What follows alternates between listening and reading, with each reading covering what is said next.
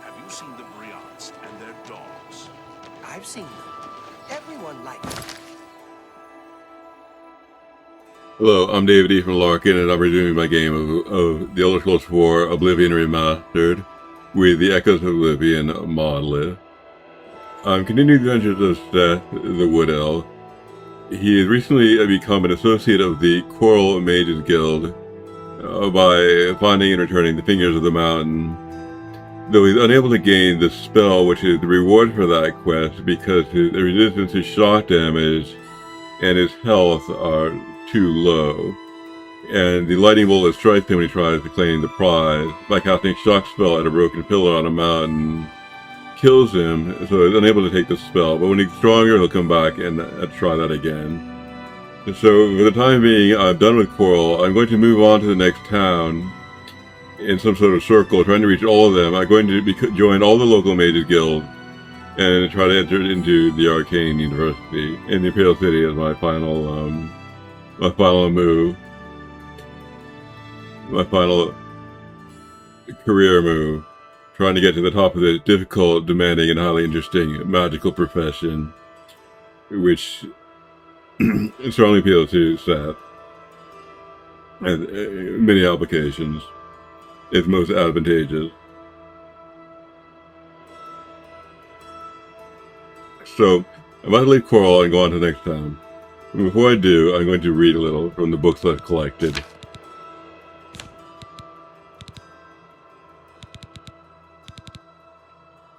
First, I'm going to take, since I've joined the Mages Guild, I'm going to consider the founding documents, which will help guide me in my further progress through this demanding and highly professional and kind of strict field. I'll begin with the origin of the Mages Guild. The origin of the Mages Guild by the Archmage Salar. The idea of a collective of mages, sorcerers, and assorted mystics pooling their resources and talents for the purpose of research and public charity was a revolutionary concept in the early years of the Second Era. The only organization then closest in name and structure to what we know today as the Mages Guild was the Sigic Order of the Isle of Artaeum. At the time, magic was to be learned by individuals or most with an intimate code. The mages were, if not actually hermits, usually quite solitary. The Sigic Order served the rulers of Somerset Isle as counselors and showed its members through a complex ritualized method not understood by outsiders.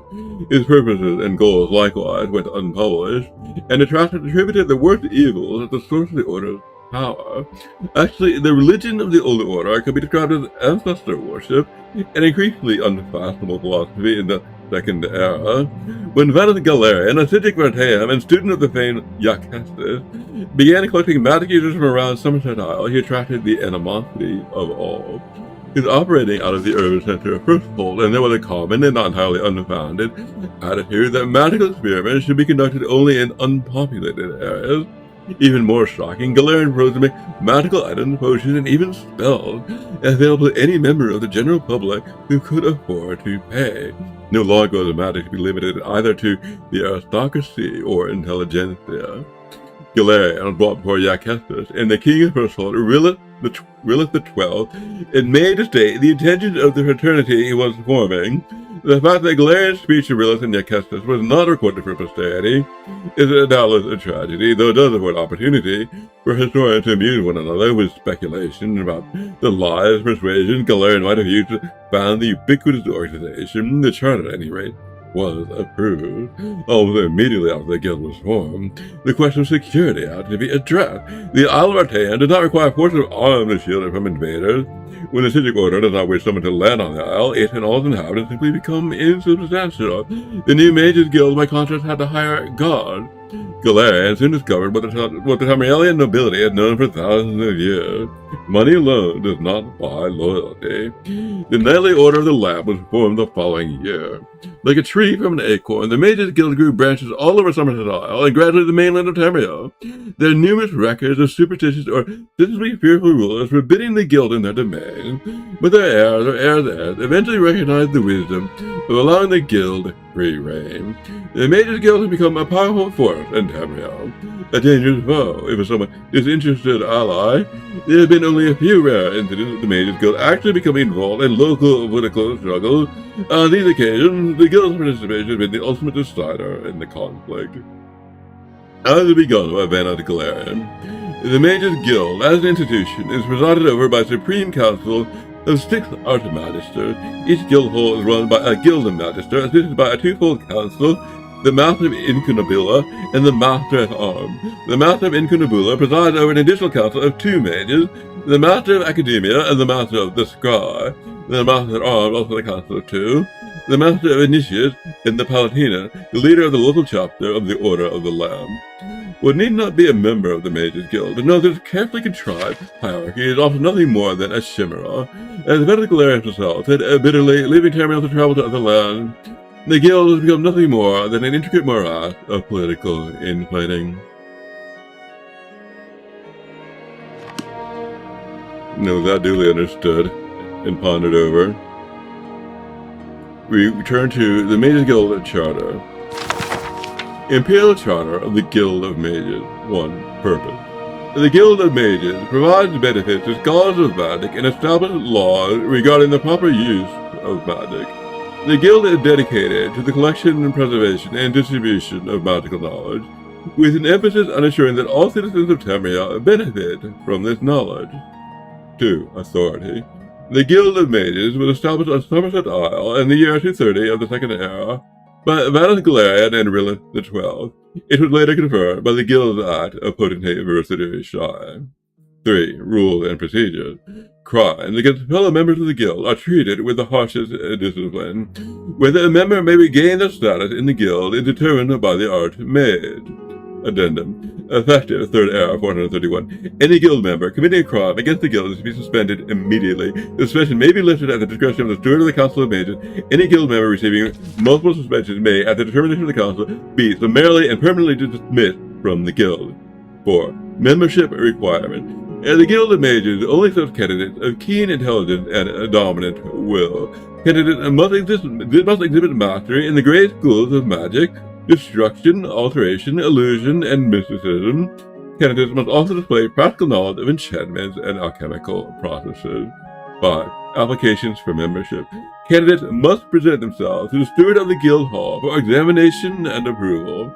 Addendum. Effective 3rd Era 431. As per Archmage Faven, all candidates for membership in the Guild of Mages must be approved by all presiding Guild Hall Steward, with said approval submitted in writing to the Council of Mages in a timely manner. Addendum. Effective 3rd Era 431. As per Council mandate, sale of spells in the Imperial Province is to be redistributed across Guild Hall. The following halls are to be responsible for each school of magic: Alteration, Shaden Hall; Conjuration, Coral; Destruction, Gingrad; Illusion, Brobble; Mysticism, Leywin; Restoration, Anvil.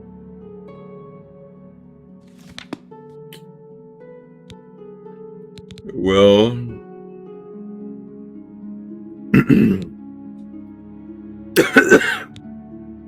I guess I'll read one more. No, I'll leave it for later. I'm just gonna go on now with the adventure. I'm going on to the next town and try to join the local Mages Guild there.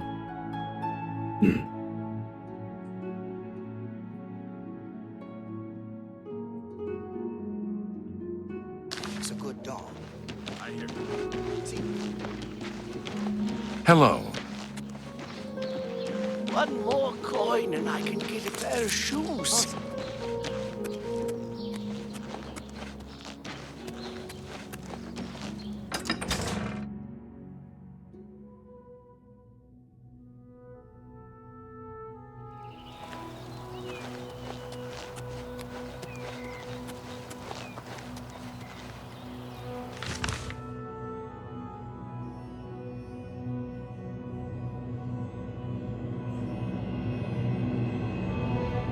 Okay, I guess I'm next going to Bruma.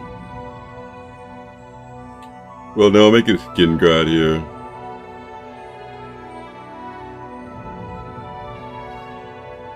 I'm gonna head to Overland south to Skingrad. Make a shortcut. And I'm gonna take an interest in any side quests I might encounter along the way, so I have to be poor and inexperienced.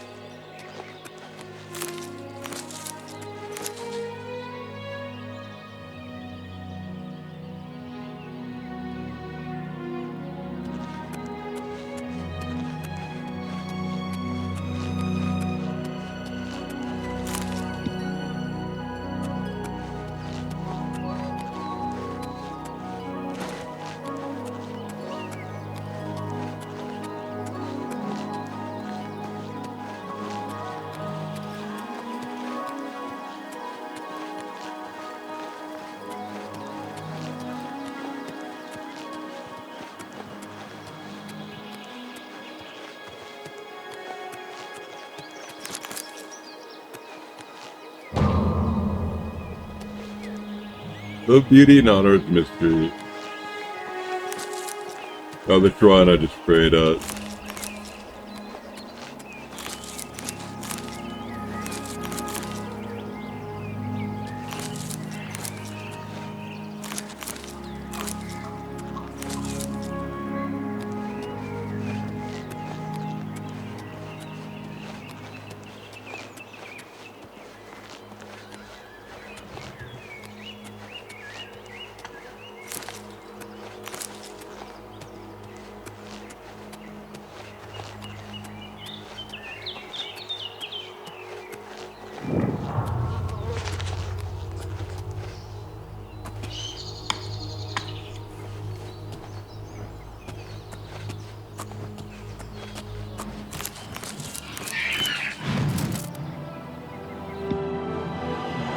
Things to be guarded.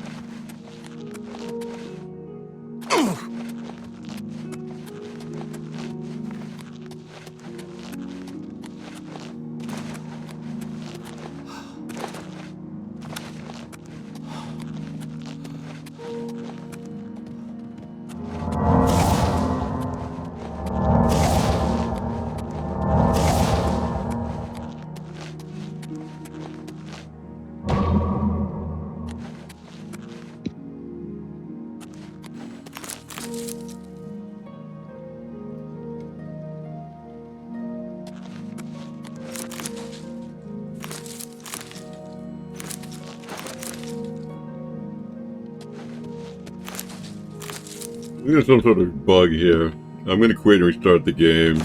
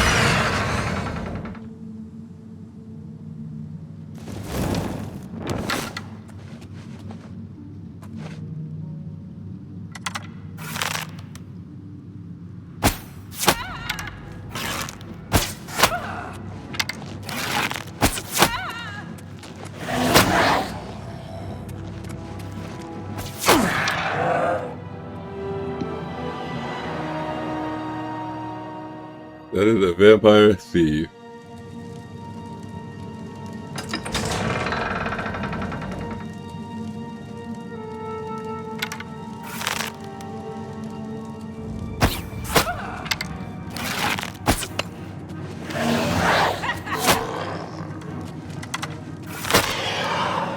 I fought mud crabs more fearsome than you!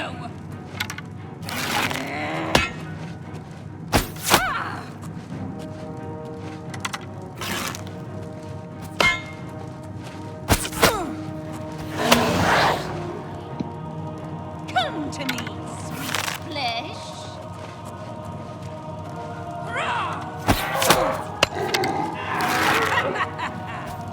I fought mud crabs more fearsome than you! Take that!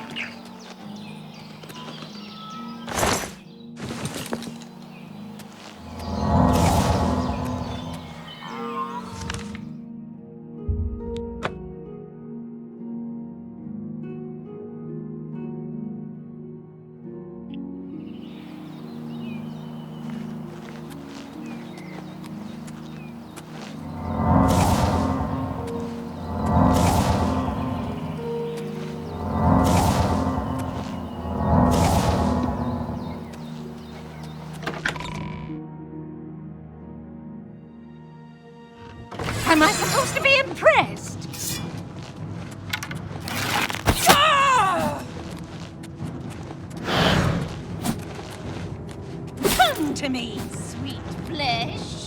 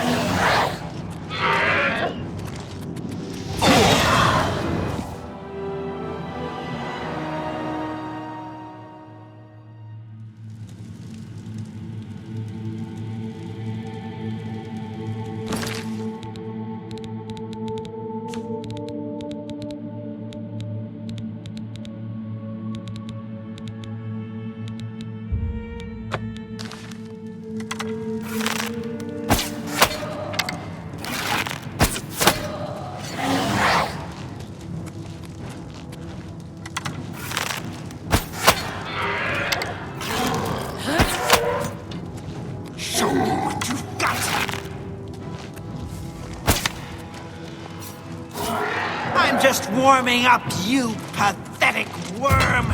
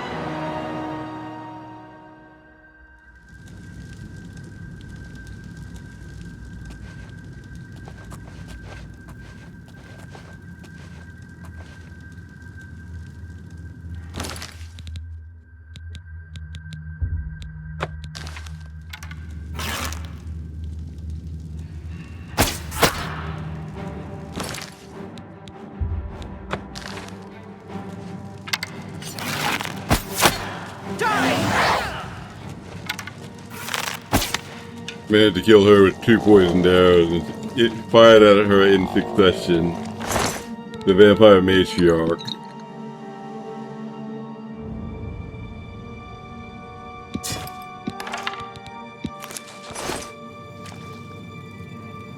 Alright, I'm gonna use a new weapon now. Her Dagger of Embers.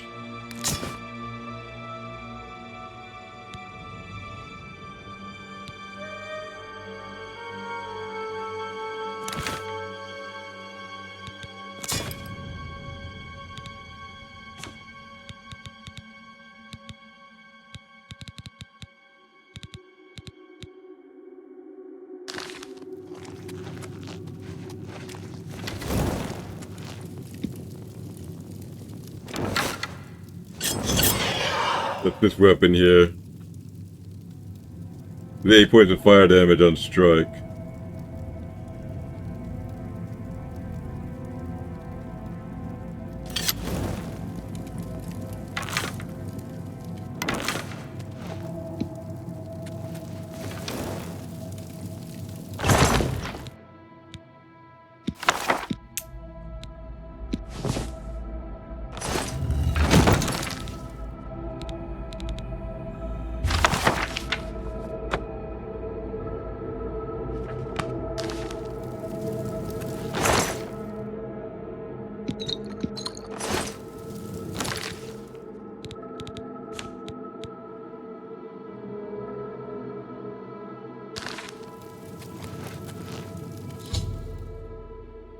I've come across a bottle of wine with marking that I've never seen before. I can barely make out Shadow Banished wine on the label. It must be quite valuable. I should hold on to it until I find out more.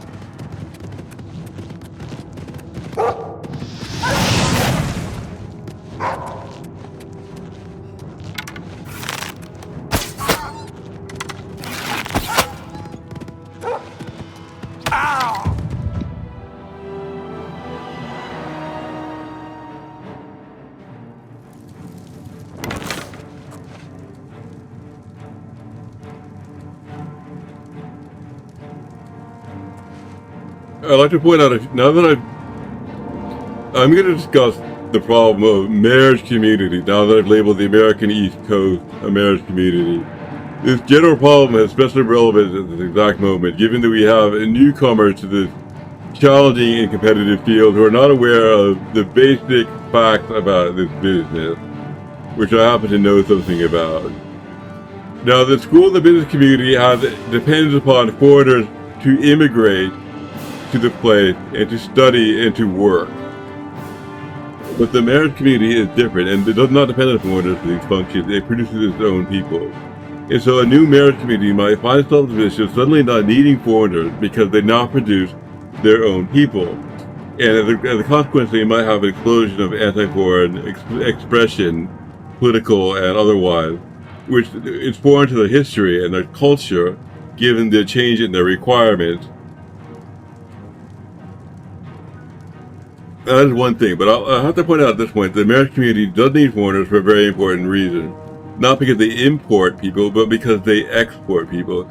As people exporters, they need good relations with foreign places so their children can go there and study and work. In particular, that would be at this point the ocean, or anything related to the ocean. I predict that to be the center of the next multi-travel age. And children of marriage communities everywhere need to somehow go there to live and work on or near in the ocean, the physical or mental neighborhood, to extract the resources there. So a marriage community cannot afford to be xenophobic because it needs to send its children out. It needs order not to import, but it needs a good relations with the external world, not to import people, as I said, but to export them. Ever multiplying people in a fixed space will create havoc. If these people cannot leave, there's going to be some explosion. They have to be able to leave. That is mandatory. In order to leave, they need good relations with the external world. That is why a marriage community must cultivate good relations with the external world. It cannot retreat into xenophobia. And the new marriage community who doesn't understand that should think about it very carefully before they indulge in such expression, because those expressions are going to cost them very dearly in the long run.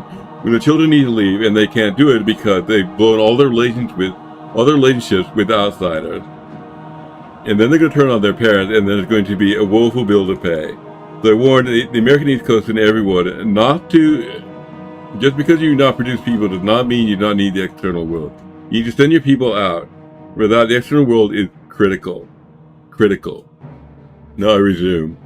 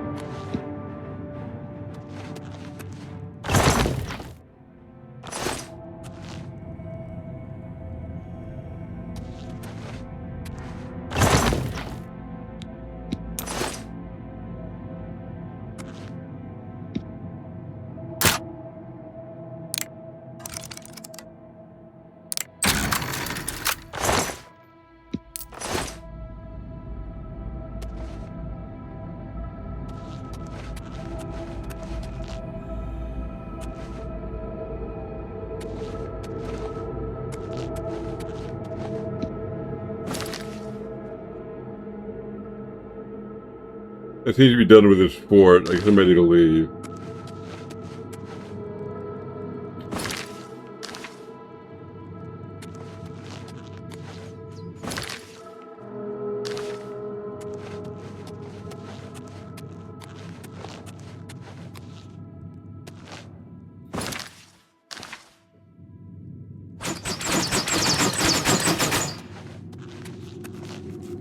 Actually, there's a little more here.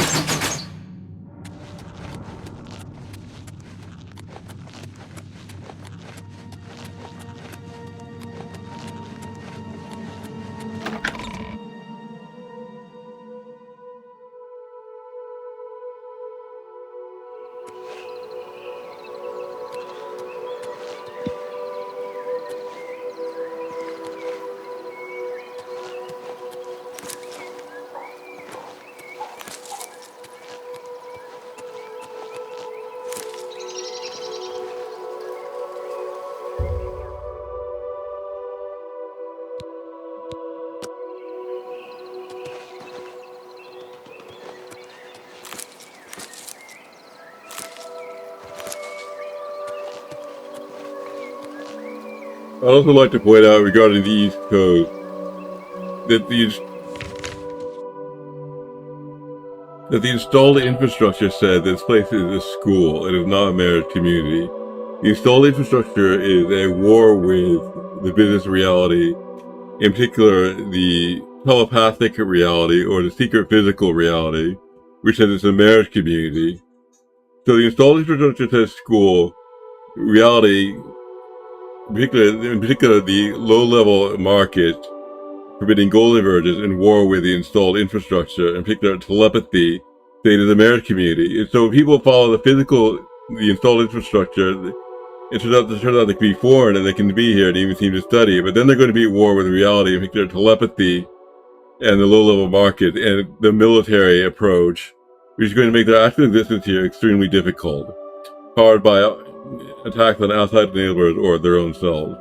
And so people shouldn't be fooled by the appearances of diversity here on the East Coast, which are purely enabled by the crumbling installed infrastructure in the face of an antagonistic high level, which says it's a marriage community. This physical infrastructure is going to go, and when it goes, it's going to be physically as well as telepathically apparent this place does not want foreigners. It is in fact devoted to marriage. Alright, I'm going to resume my journey overland to where I was going. That is a skin grad.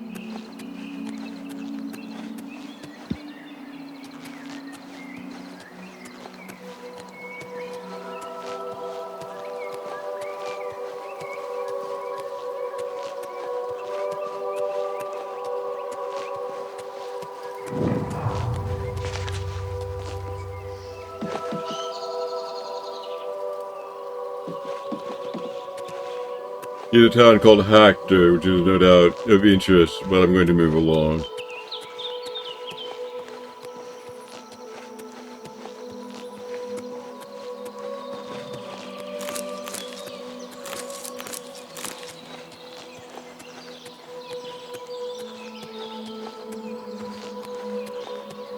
A lot of unscrupulous people are taking advantage of this fact to basically hold the children of foreigners hostage with someone walked in here believing in the installed infrastructure and find out when they get here too late.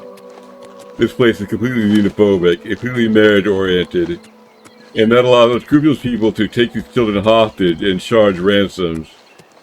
It's very unfortunate, and this business does need to stop as soon as possible. General quarters are not safe here, and no one should believe otherwise.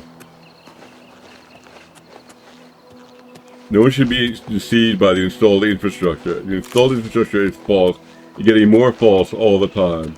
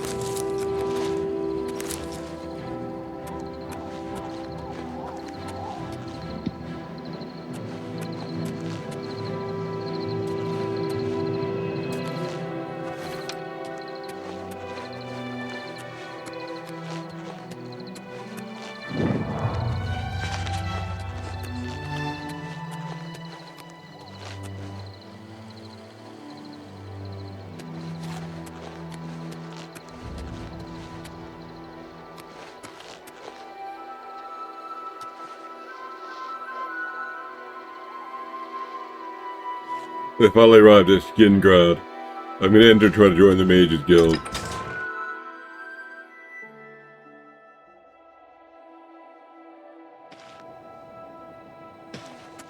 My children will thank you for your help.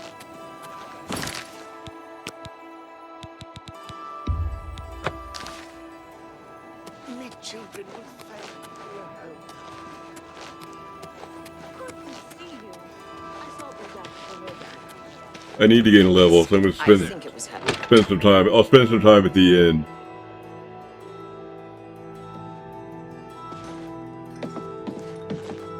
Welcome to the Westweald Inn. I'm Irina Giranus, the proprietor. If you'd like food or a bed, speak to me. Prophet. You mean the Holy Hermit of Anvil? No one knows where he comes from, but they say he has the true word. I'd love to go hear him preach. Rumors. Everyone's talking about the assassination, of course. Here, take my copy of the new Black Horse Courier. Go ahead. Keep it. Skingrad. Count Skingrad has ruled here all my life. The county is quiet and prosperous. In the old days, the Colovian estates were always in the thick of some war or rebellion. But that's ancient history. I offer the finest goods and lowest prices in all Cyrodiil.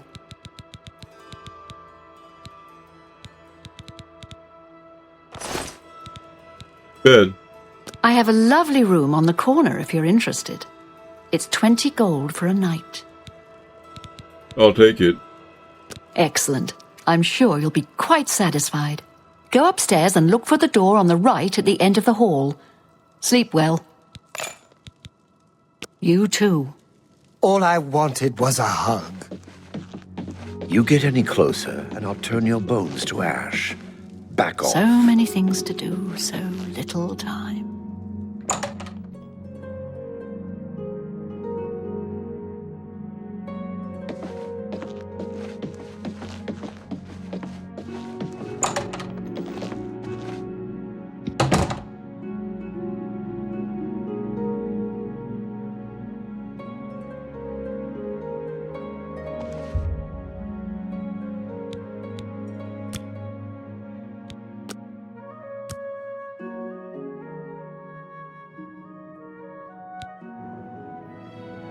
You've ascended to level 4. It's all suddenly obvious to you. You just have to concentrate. All the energy and time you've wasted, it's a stint, but without the experience you've gained, taking risks, taking responsibility for failure, how could you have understood?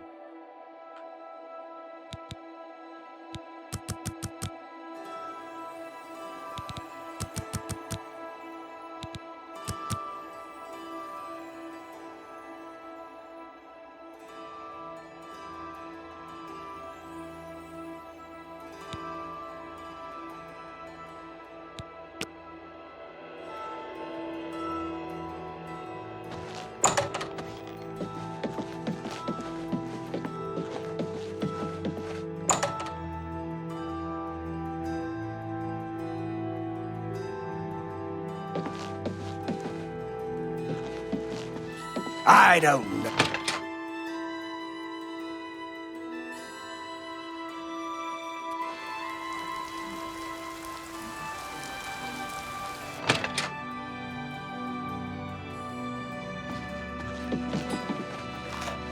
Yes. Greetings to you. Heard any news from the other provinces? Randy and Conrad. Rumor has it the Nerevarine has left Morrowind on an expedition to Akavik.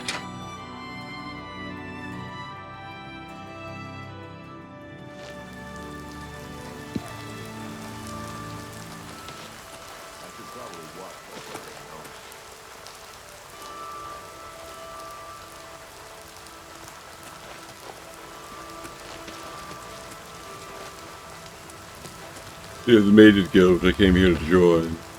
Before I go, I try to sell some of my excess stuff. Oh, I see. I confuse AM and PM. How goes it? I'll go sleep the rest of the sleep through the night in my inn chamber. These trees, so perfect. Almost seems like home.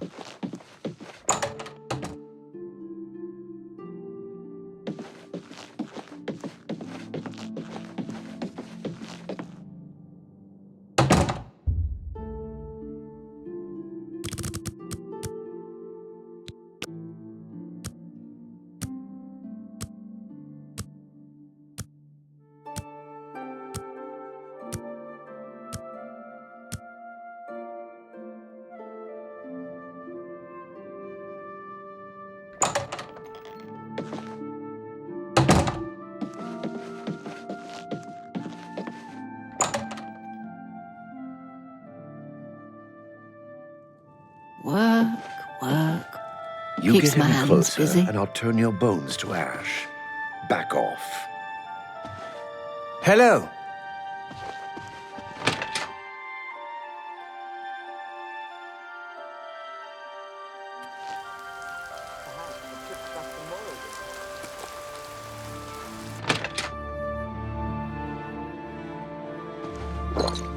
Can I Talking help to yourself you, is brother? not a sign of mental illness. It's not.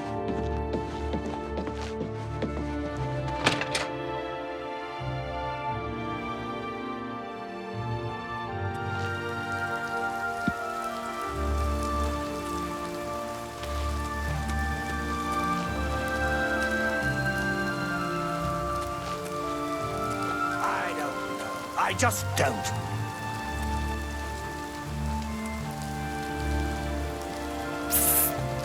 Over here. Yes, I think... No. Wait, never mind. I must go now. We can't talk here. Too public. Meet me behind the great chapel at midnight. Don't let anyone follow you. I'll make it worth your while.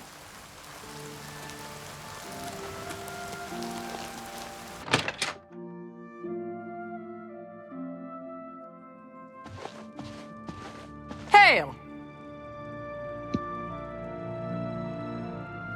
What do you want?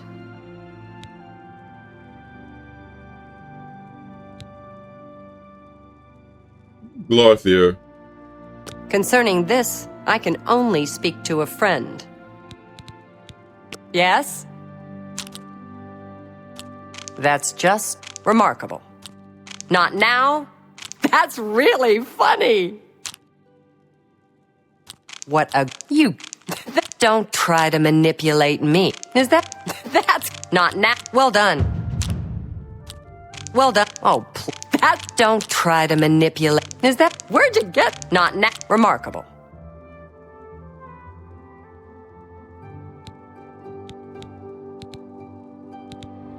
Glarthier. I don't mean to gossip, but he is more than a bit strange. However, he's always been tolerated as the town eccentric. Rumors.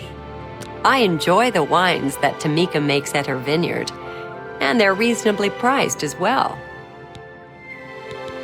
Be seeing ya. Welcome to Colovian Traders, Skingrad's finest selection of general merchandise. I'm Gunder. Just let me know what you want. Prophet. I haven't heard much about him. I'm thinking about going down to Anvil to hear him for myself.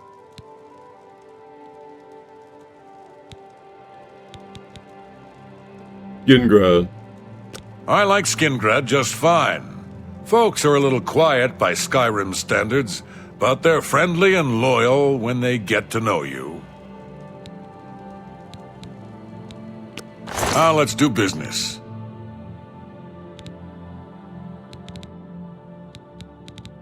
Alright. I'm gonna try to sell some stuff to this guy. Oh, please. Remarkable. Don't try to Say, that's really funny. Say, don't waste your Really? You're wasting your breath. I wish don't waste your flattery on me. May I interest you in some of my fine wares?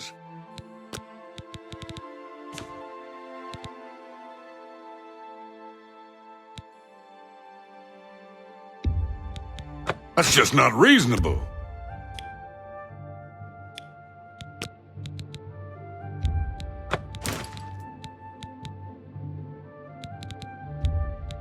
That's a fair deal.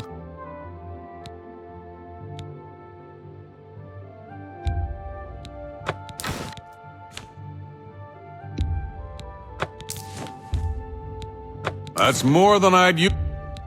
That seems a fair price.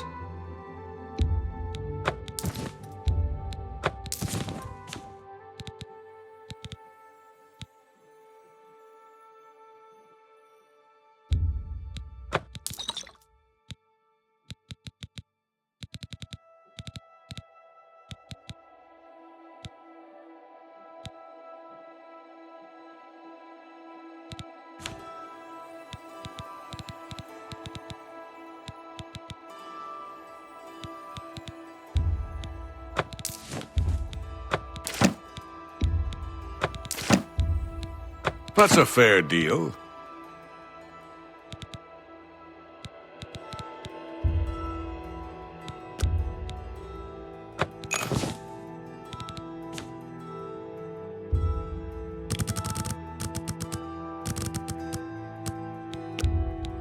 A bargain at any price.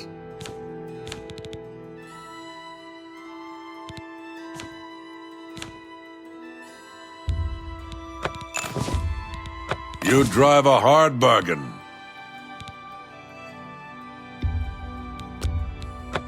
fine negotiator. Tell your friends about me. Goodbye.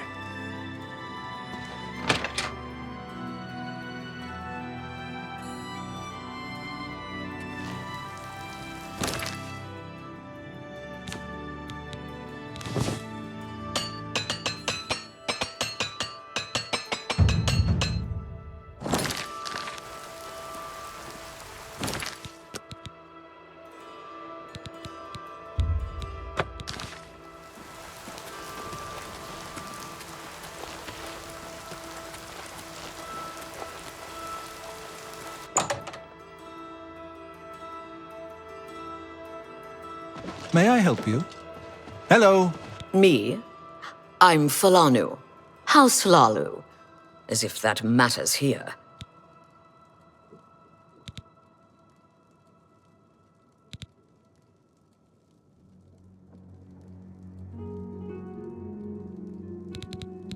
We'll see.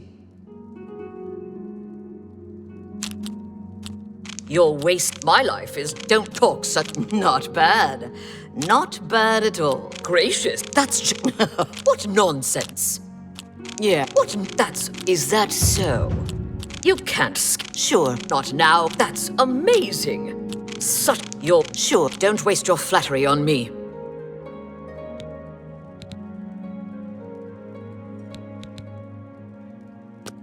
May I interest you in some of my fine wares?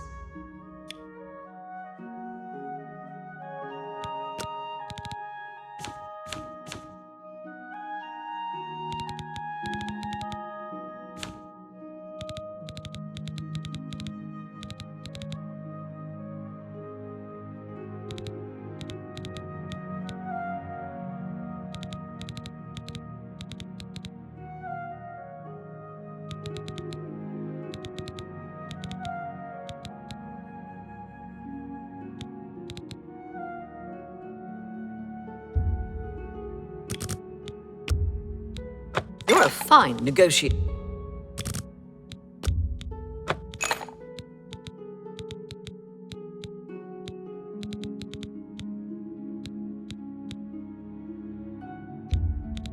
You bought that for a song.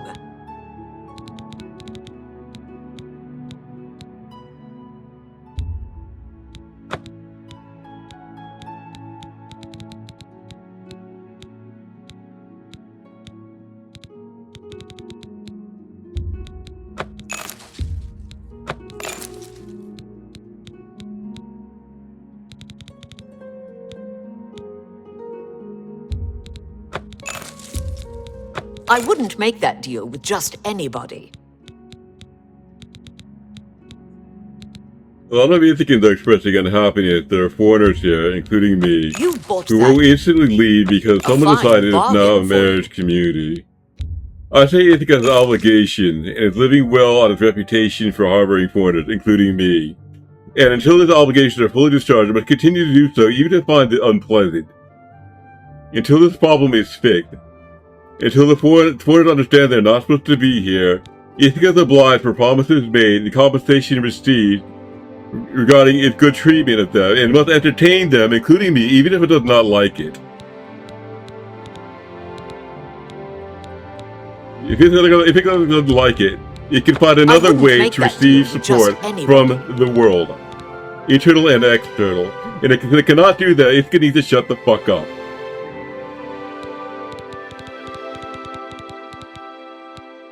Thank you for your patronage. You can have his Hello, wish. The associate. foreigners will leave eventually. Well, It's greetings, not going to Bosma. happen now. Ithaca just has to put up with it. This situation is not settled. Oh, hello.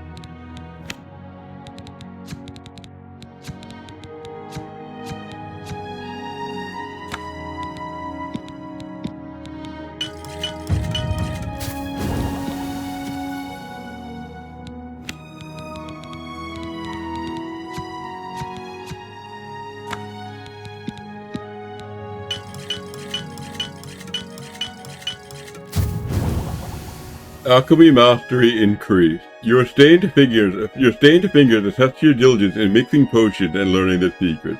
You are now an apprentice of alchemy. You now recognize an additional alchemical property and can sometimes craft an additional potion.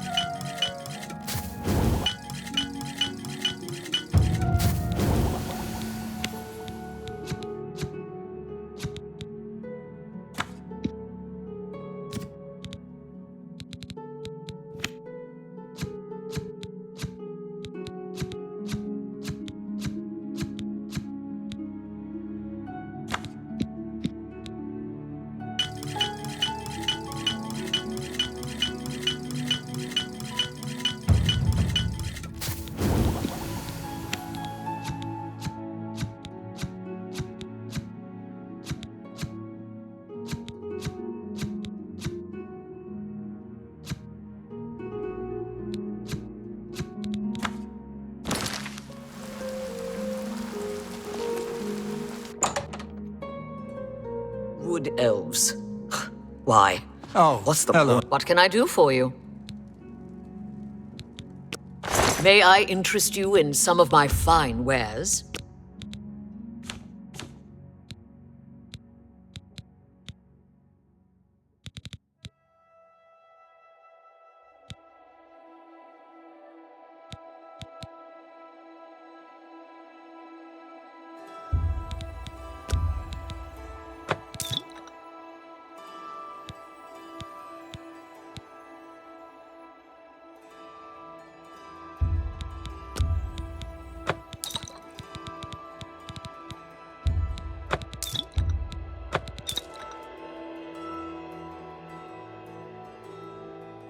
Thank you. Come again. Farewell.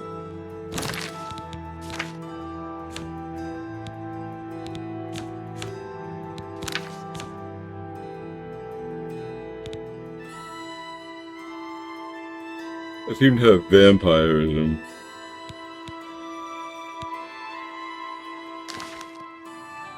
What do you want? I'll have to see what I can do about that. I have potions and everything you need to make your own. What will it be?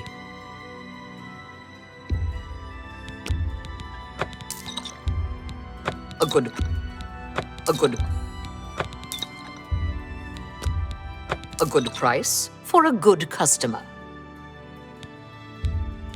You drop A good price for a good customer.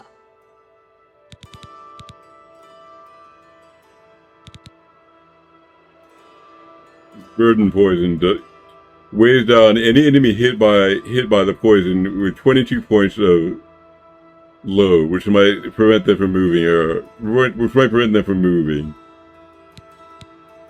if they're heavily laden already or not very strong. Okay, I think I'm done now. Come back and see me again. Nernroot. I don't know. Never seen that sort of route before. Head over to the Westfield Inn and talk to Sindarian. He could identify it for you, I'm sure. Rumors.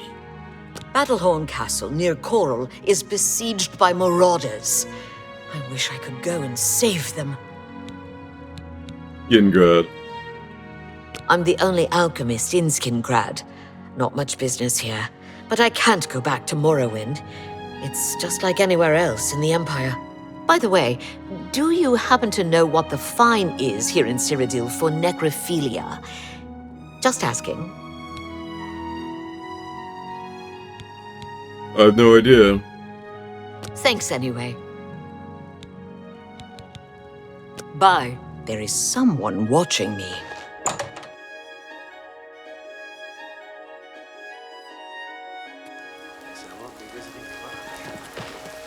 What is it now? First the vision, then the conjuration. This is unsettling.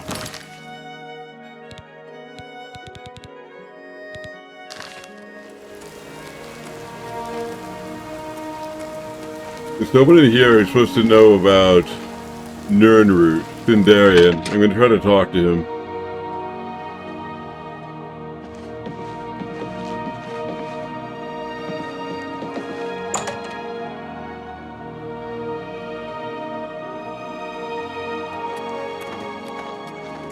What brings you to my little home underground? So, you've brought something for me to examine.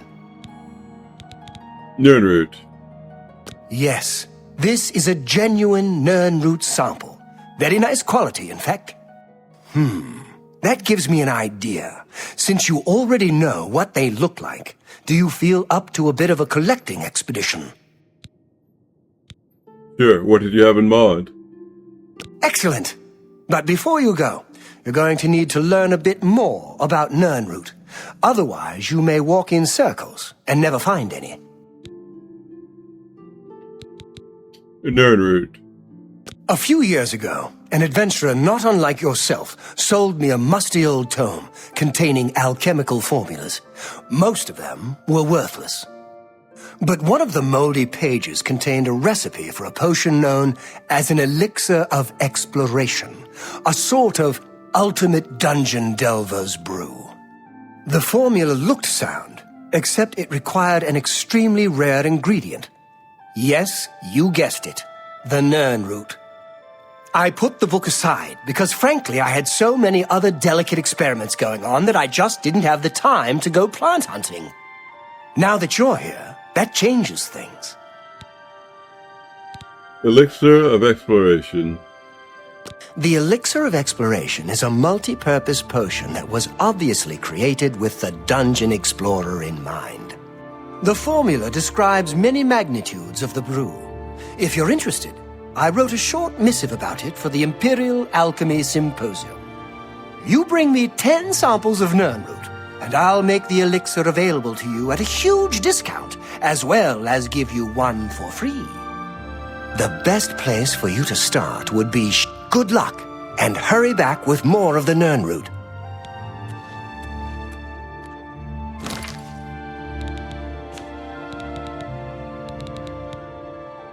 The Nernroot Missive.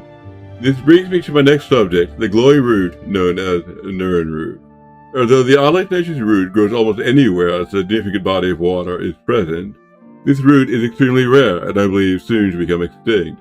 I myself have yet to come across one of the knowledge shoots, as they are rarely in sight of the road across Cyrodiil. According to the records of the noted Imperial herbalist Civis Regalium, the Nernroot once flourished and can be found all over the country, but he suspected a cataclysmic event severely stunted their growth. Although many scholars reject the proposal, the sun's death event of the first era, 668, catastrophically affected plant life, theorists feel that the nerdroot's lineage was damaged by the lack of sun for a full year.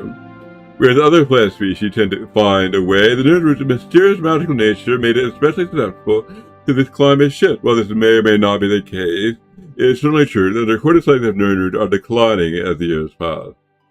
The most perplexing facet of Chivius' studies is that his nose describes the root as having a yellowish glow. Contrary to this fact, the nerdroot of today has a soft bluish or blue-white glow. Unfortunately, since not many studies of the nerdroot were performed from Chivius' day until now, it's unknown when or why this occurred. What I am proposing today is that the nerdroot, even though merely a plant, sensed the impending extinction and therefore changed its own nature to survive. One of the most obvious facets of today's nerdroot that supports this theory is the fact they can now survive underground without any sunlight at all. While it's true that generally only moss and fungi grow in these environments, two scientists depositions by persons claiming that they studied the nerdroot in deep caves. Now, one of Chivius' copious notes is a subterranean nerdroot main sheet, but how can this be? How can a surface-dwelling plant suddenly begin appearing in new locations radically different from its normal habitat? The answer, my fellow alchemist, is nothing but Chivius' own notes. Although he spent a great deal of time with the nerdroot in his laboratory, the one thing he neglected to test at a high enough level of detail was the soil. As stated previously, Chivius felt that the sun's death, the eruption of Red Mountain, contributed to the demise of the nerdroot. Agreed. My amendment to that proposal is that the atoms that fell from the sky that entire year mixed with the soil, and again, due to the magical nature of the root, contributed to the aforementioned changes. The ash became a catalyst of sorts, forcing a change in the very makeup of the nerdroot, although very little ash from that dark time remains. I have done tests. A newer ash sample sent to me from Vardenfell. They show little to no magical properties, certainly none of which could affect a plant of that magnitude. However, the rare occurrence of what's known as ash salt, and the normal ash does contain very potent magical abilities. And in fact, some native Dunmer are said to harness that ability to create a cure for the blight, which pervaded their realm many years ago. I feel this magic, meshed with the nerdroot's inherent magic, caused a radical change. In essence, the root healed itself. To surmise, my two proposals are certainly linked. The plant needed to survive, and therefore used a byproduct of its destructor to do so. No other plant in nature has ever come close to this metamorphosis. I feel the nerdroot has accomplished in a relatively short amount of time. It will take other species millions of years to complete. Whatever the case may be, one thing is certain: the nerdroot is on a path to destruction. It contains untapped potential to create potions, the likes of which have never been seen in our day. I approach you today. There is a small portion of our funds to an expedition to collect some of these roots to study. I have outlined this proposal for your perusal after this section of the symposium. Please seriously consider this proposal before it becomes too late, and the nerdroot becomes nothing but a memory. Thank you for your time.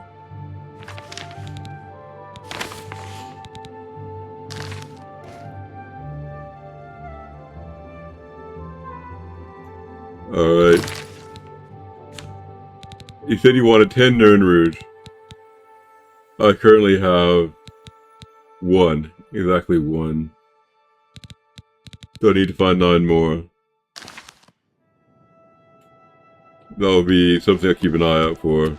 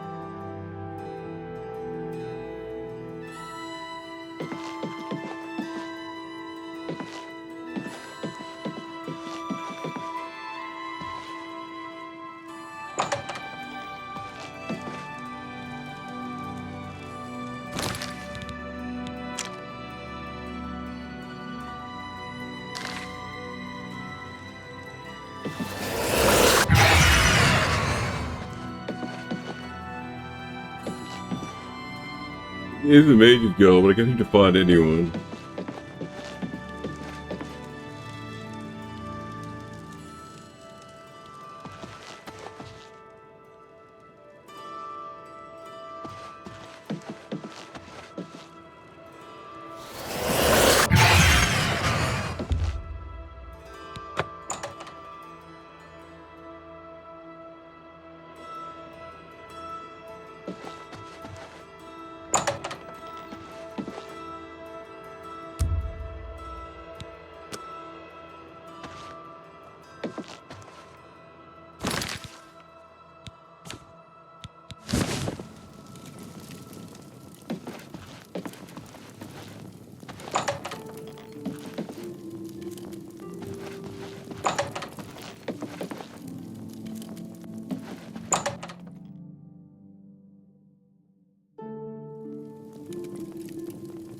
A little bird told me that you've been asking around town about Glarther, a resident eccentric. I'd like to know why. Just curious about him. Fine. Play it that way. Let me give you some friendly advice. Glarther is crazy. Maybe harmless crazy, maybe not. Don't get involved with him. If he asks you to do anything strange, you come see me first. Got it? Or any of the town guard. Let us handle it.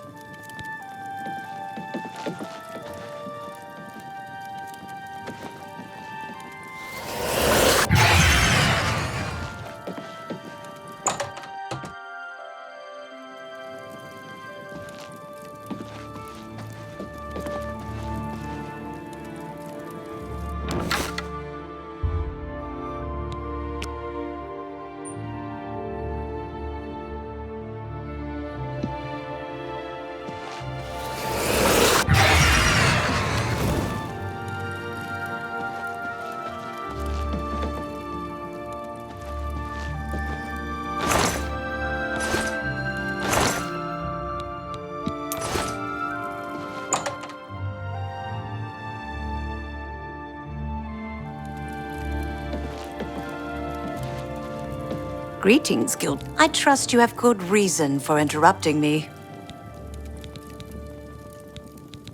What can I interest you in?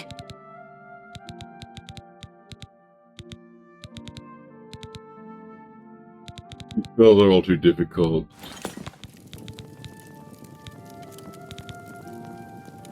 Arcane University. It's been the home of the Mages Guild for the longest time.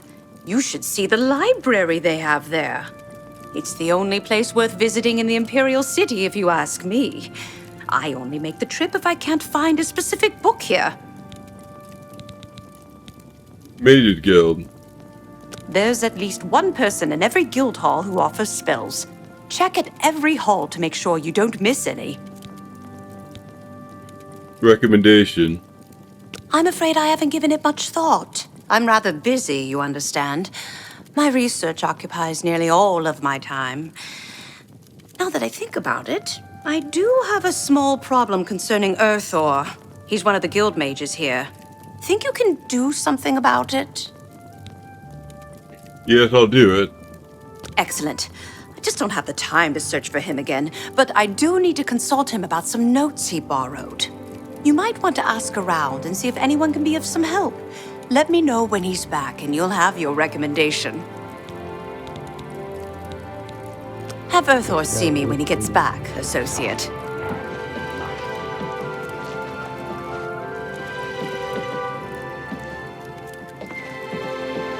What?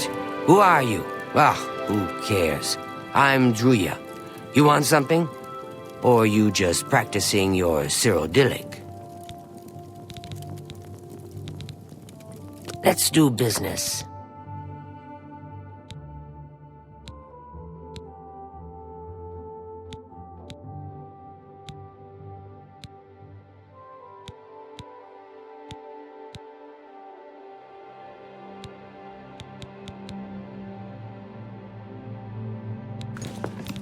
Go ahead. Talk tough to me. That never happened. Goodness. Not bad. Not bad. Yeah, right. That's cute. You think. I doubt it. No. Talk tough to me. I love. So you say. That's goodness. What a fool you are. I doubt. Yeah, please. Blow away, windbag. So you. Good one. No. That's cute. You think I'm a... I see. What can I interest you in?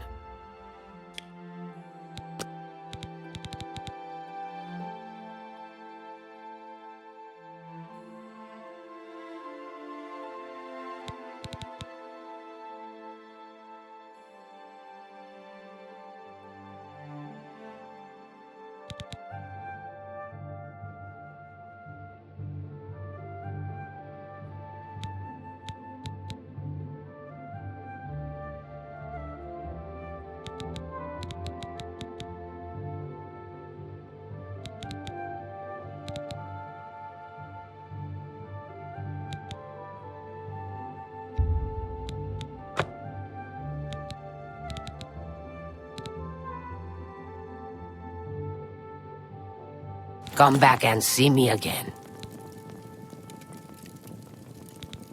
Earthor. I haven't seen him in quite some time, but then, this isn't the first time he's been away, so I wasn't really that concerned. Mages Guild. Adriana may read too much, but you should see the summon spell she taught Vigga. He might teach you if you're skilled enough. Rumors. Archmage Traven is the first to take such a hard stance on necromancy. It upset more than a few people. Gingrad. It's a town like any other. Well, go outside and there's the mountains and wines and sheep. Here in town, though, nothing special.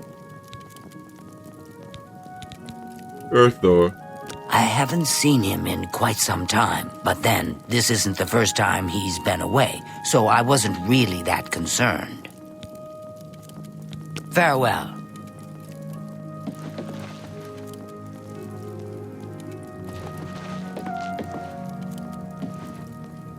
What did... I hear you got quite a task from Adriana. Mages Guild. The guild can provide you with some training, but the best trainers are usually very hard to find. Prophet. He preaches in Anvil. Appeared right after the attack on the chapel there. Sounds like the usual doom-saying nonsense. May I interest you in some of my fine wares?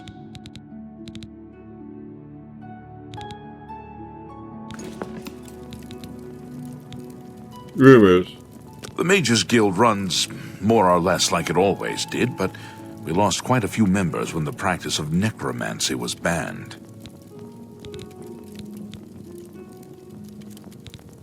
Recommendation.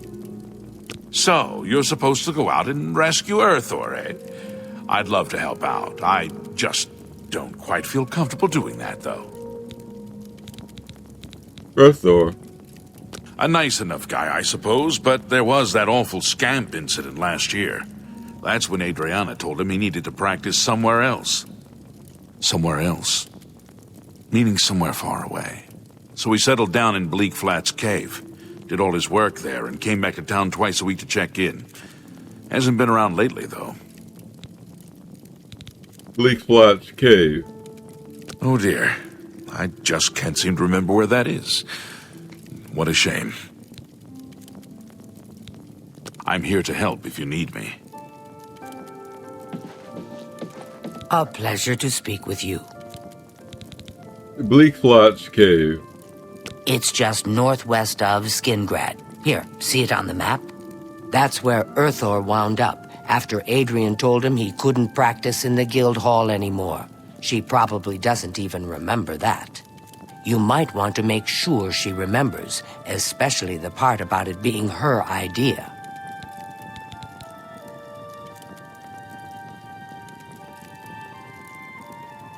Good luck finding Earthor.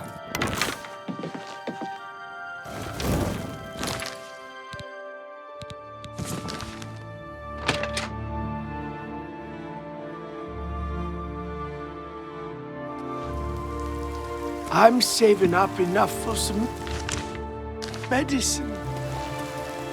Alright, now that I know where Bleak Flats Cave is, which is presumably where Earthor is lurking, I'm gonna go out there and try to bring him back. Or at least get news of him.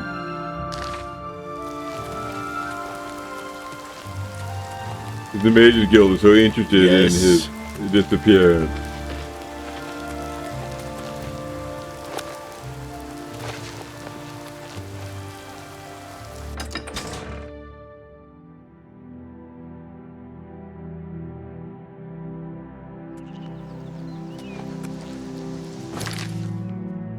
That would be here.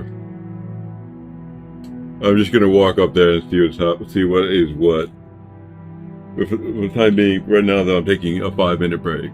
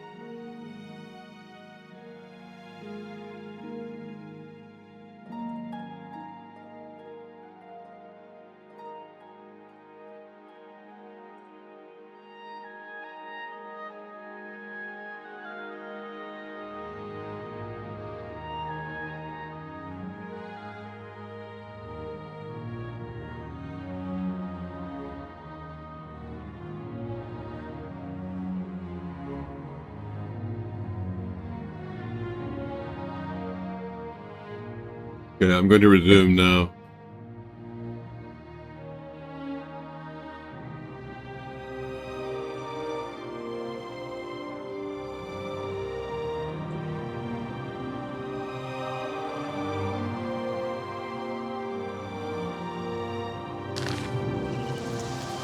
I'm going north and slightly to the west to Bleak Flats Cave in pursuit of Earth Thor.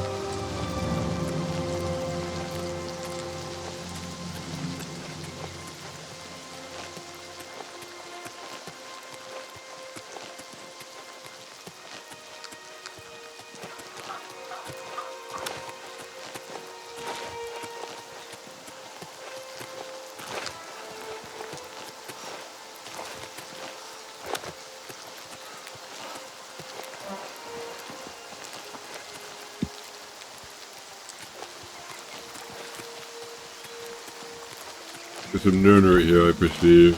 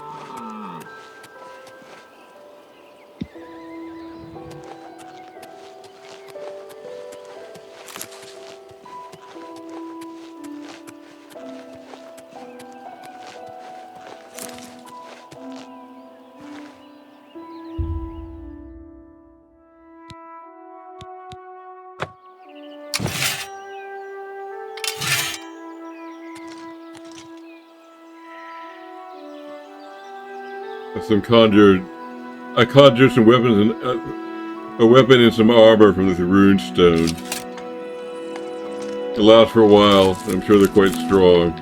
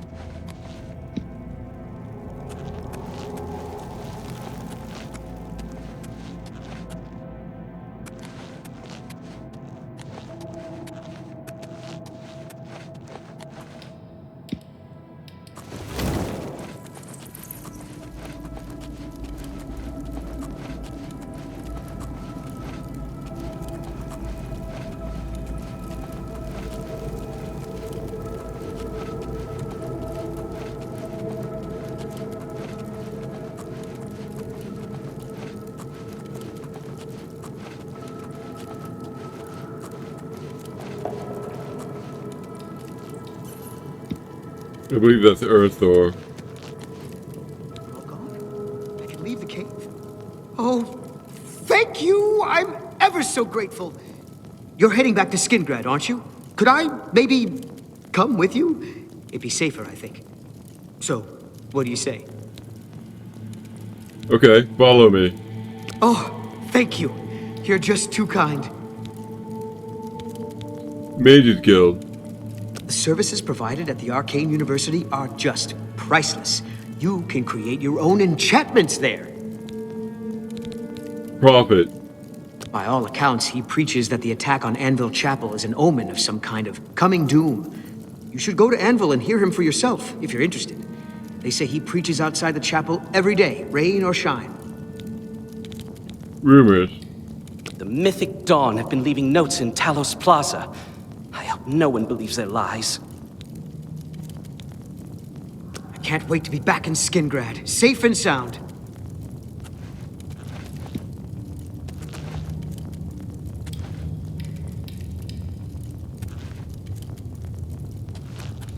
Glorther seems to live here, conduct his experiments, I suppose.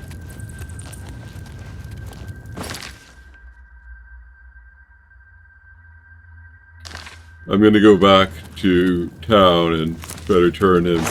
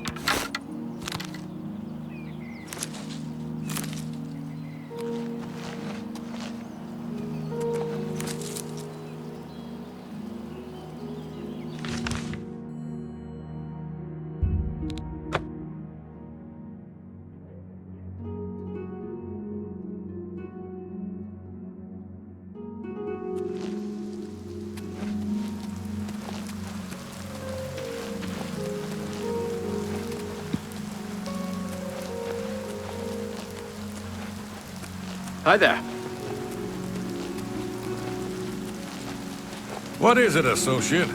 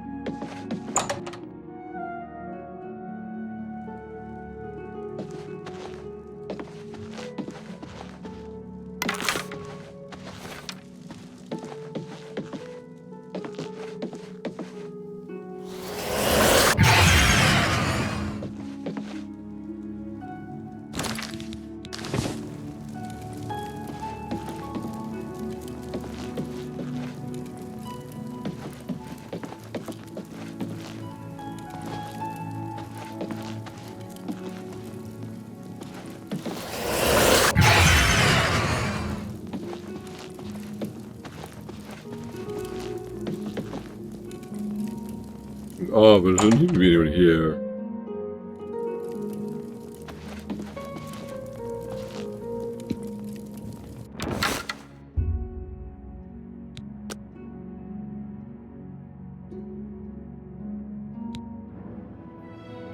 You've ascended to level 5. Everything you do is just a bit easier, more instinctive, more satisfying. As though you suddenly develop keen senses and instincts.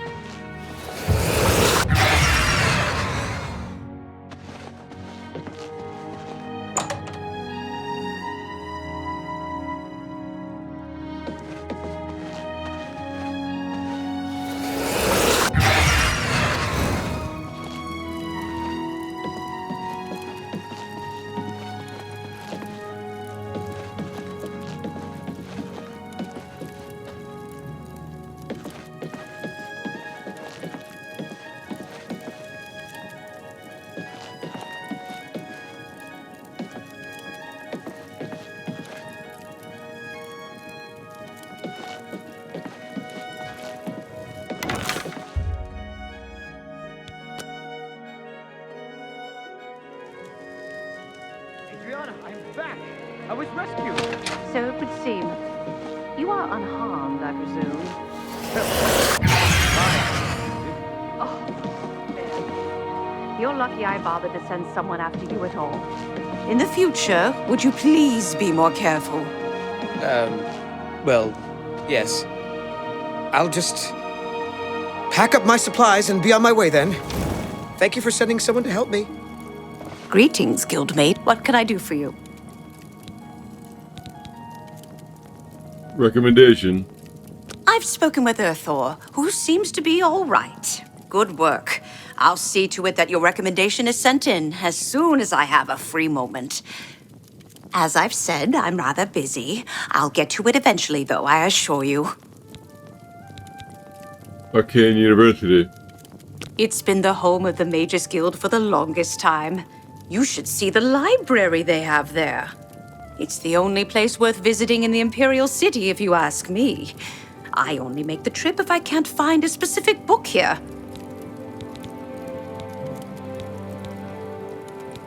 I offer the finest goods and lowest prices in all Cyrodiil.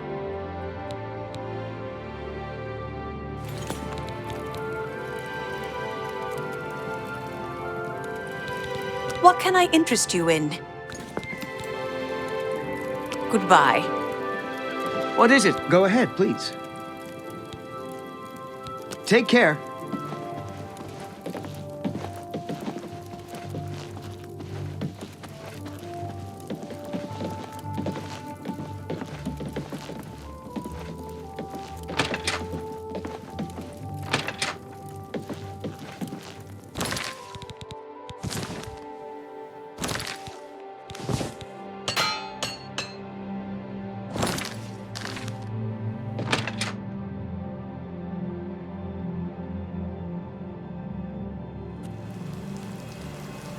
Greetings, guildmate.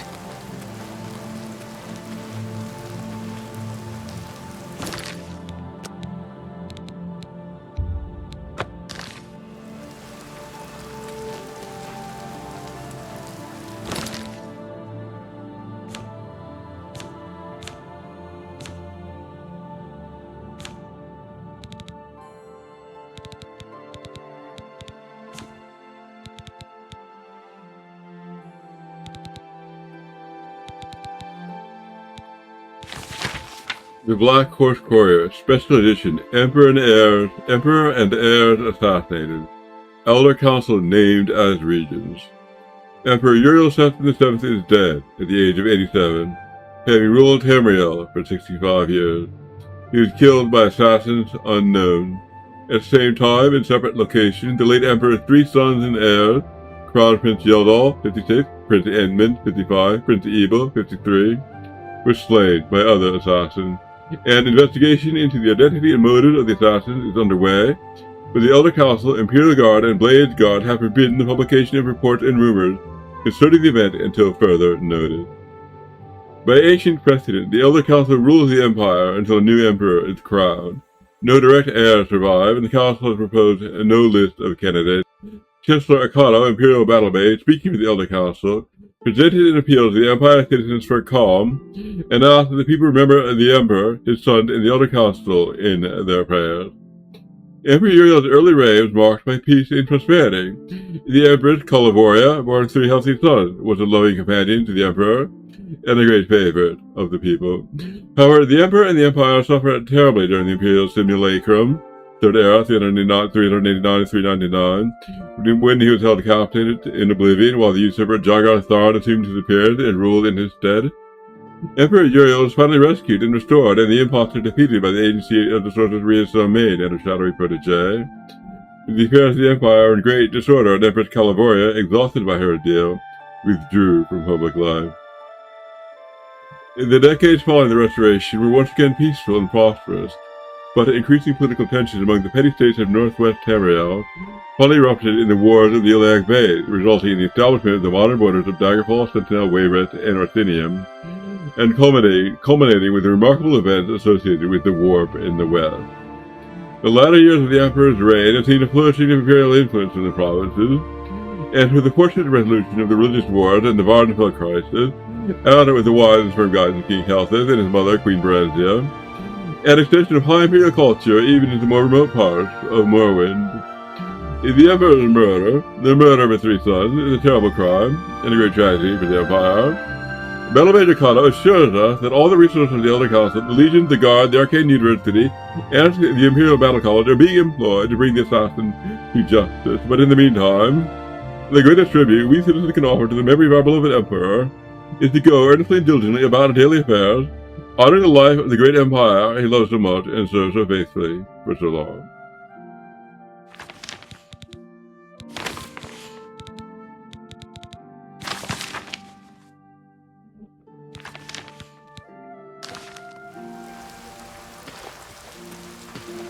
Alright, at this point I guess I'm ready to, I'm gonna go on another side quest. I'm still just a little short of money.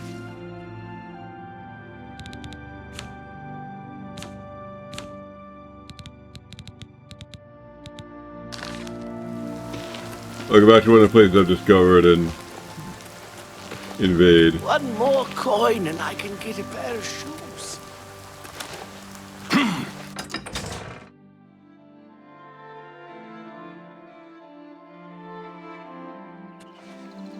Good afternoon.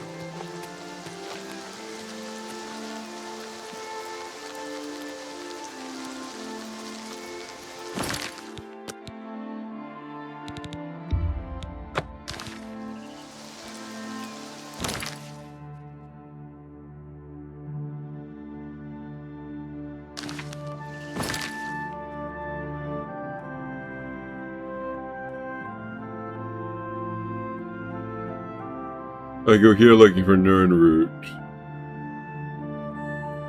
I think I'll go here and just look for some treasure.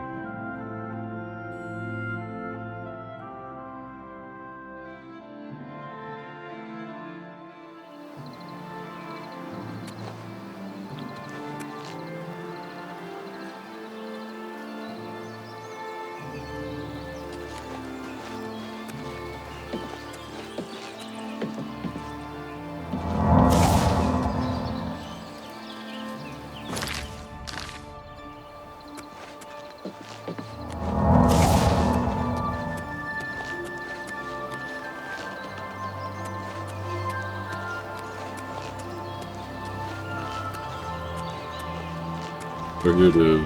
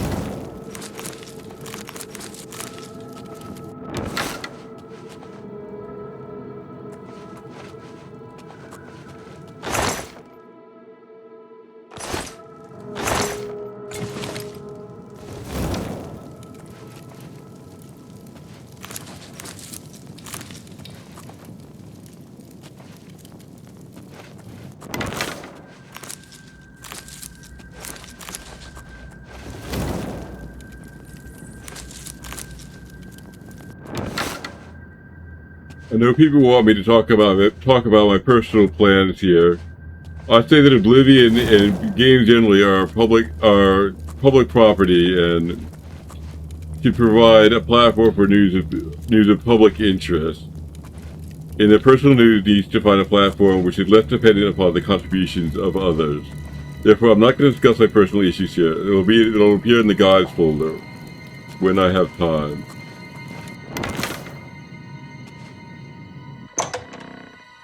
The guides folder does not rely so much on contributions from other people, and I am more free to discuss my personal matters.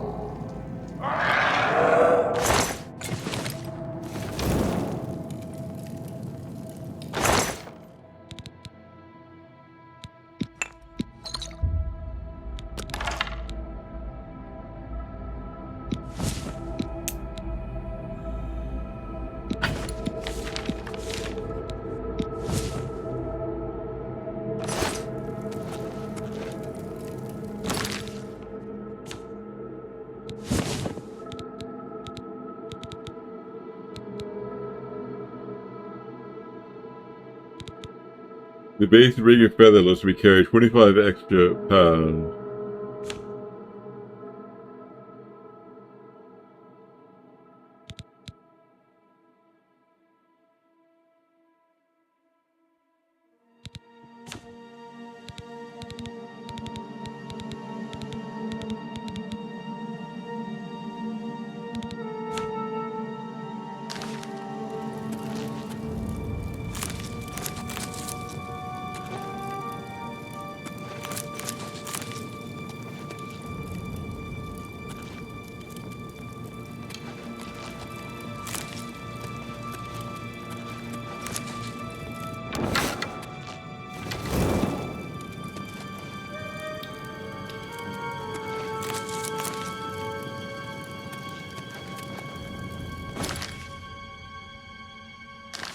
Looks like that's all there is here.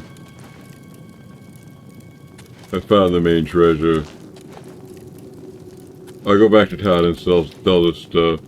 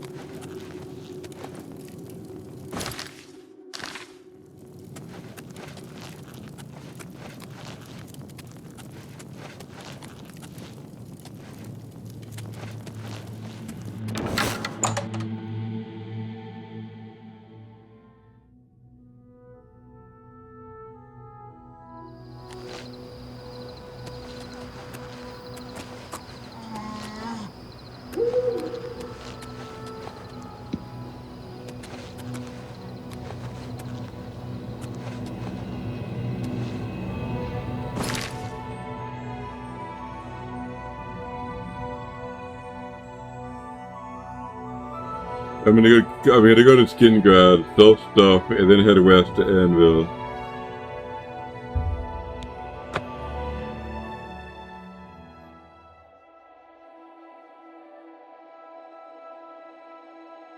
Actually, that's not quite right.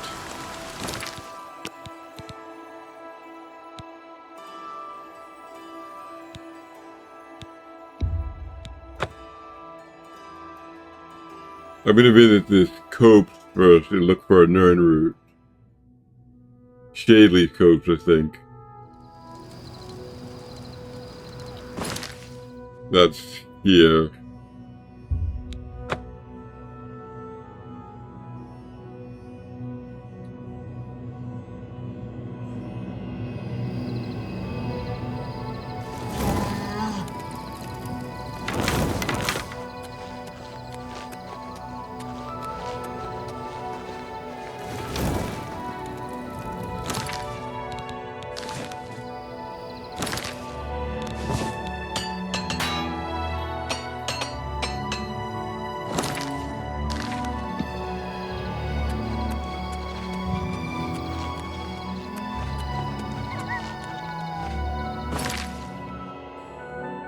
Yeah, I'm going headed to this place.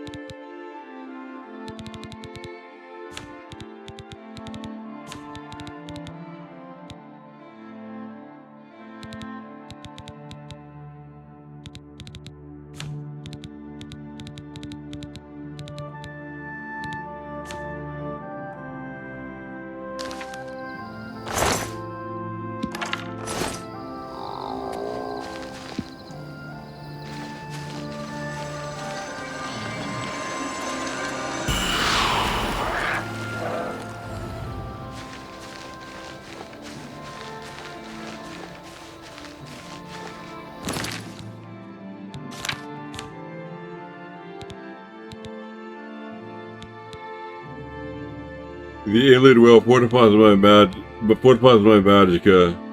Give me 50 additional points for 1,200 seconds.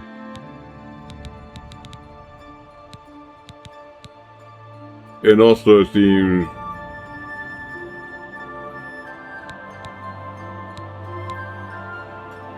diseases, brain rot, and purpuric hemophilia. That will require a trip to a temple.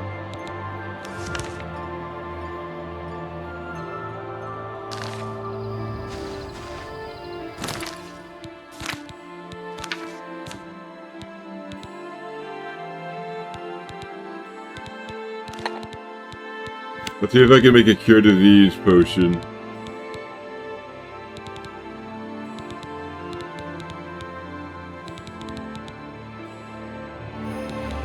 Doesn't appear that I can right now.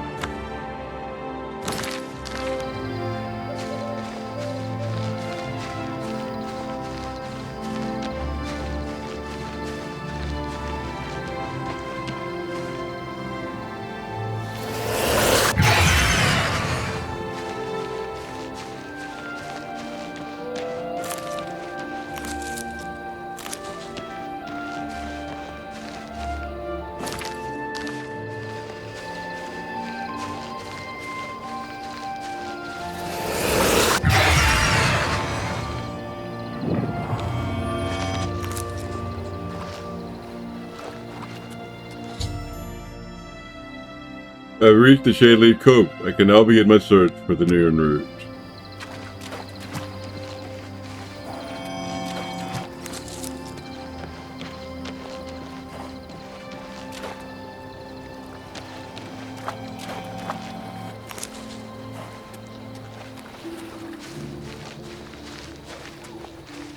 There seems to be all this right there.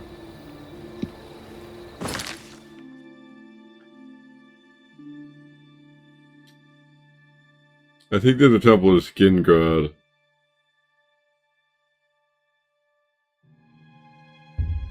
I'll try to get my disease cured there.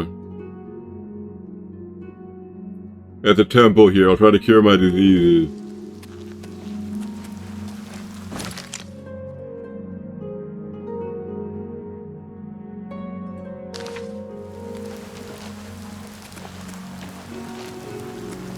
Hello.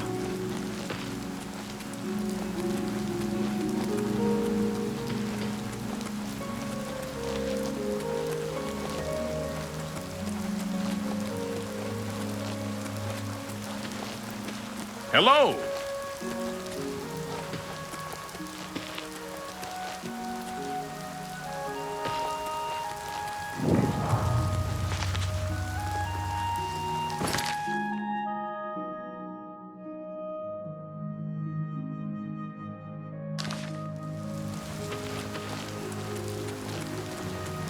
This place could be it.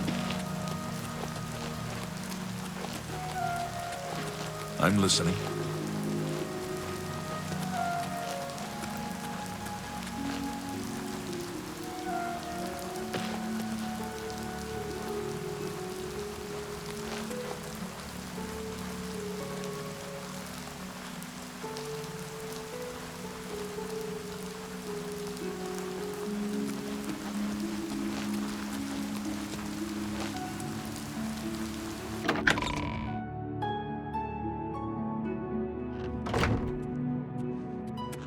Hello.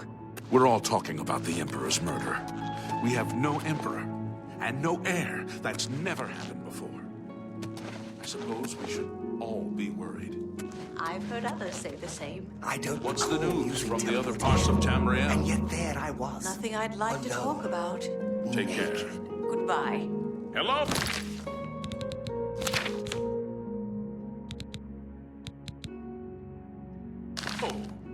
It's not actually cured by the other disease. provinces? Nothing I'd like to talk about. So long. Goodbye. I'm Valandra Sabor, Primate of Julianus. You may address me as Your Eminence. Animal chapel attack. Things go from bad to worse nowadays. Priests murdered on the chapel altar. Oh, What next? Glarthier. I don't trust you enough to talk about that. Prophet. He seems to be different than your usual self-proclaimed holy man. Maybe what he says is true. That the attack on the Chapel of Dibella is just the beginning of an assault on the church itself. Bye. Hello, we haven't met, have we? I'm Sister Marie Paliella, the chapel healer and trainer in the restoration arts. I can show you some new things. Glarthier. I don't mean to gossip, but he is more than a bit strange. However, he's always been tolerated as the town eccentric. Goodbye. Blessings of the Nine. My name is Tumendil. I'm the chapel priest. I'm sure you can find your way around the chapel by yourself. What can I interest you in?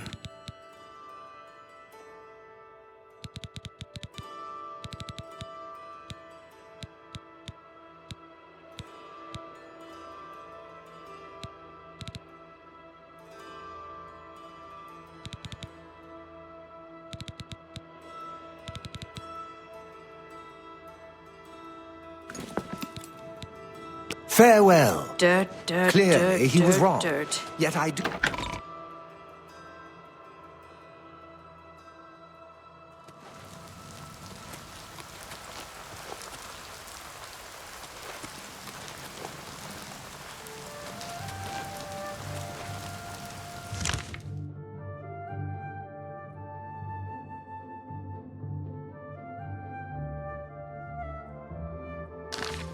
I'm going to spend the night at the inn. Then I'm going to the alchemical store and look for something that lets me brew a cure disease potion.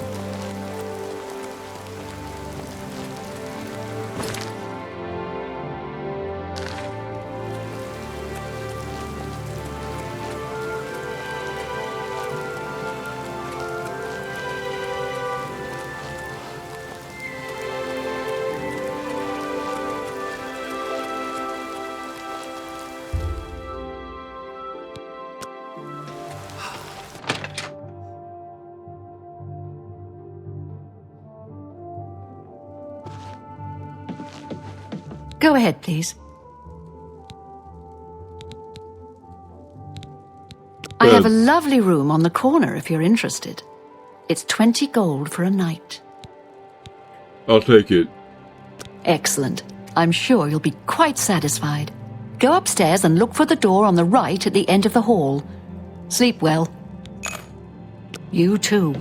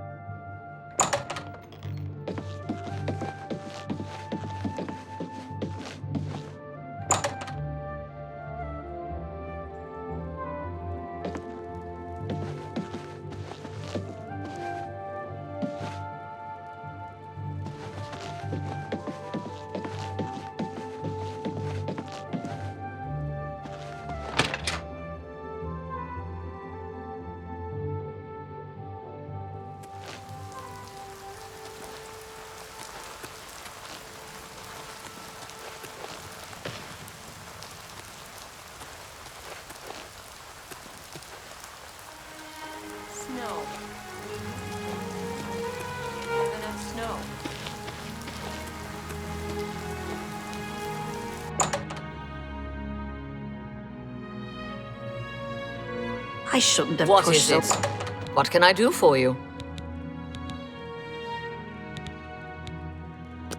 I offer the finest goods and lowest prices in all Cyrodiil.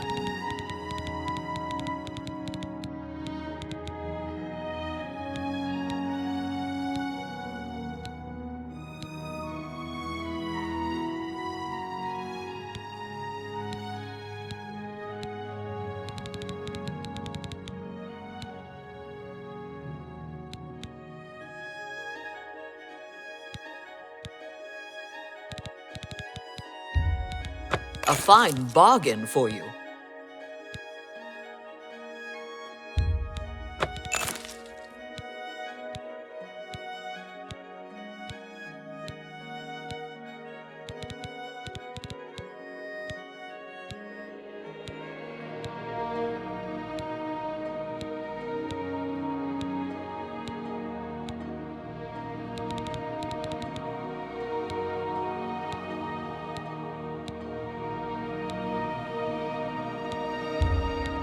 An excellent deal.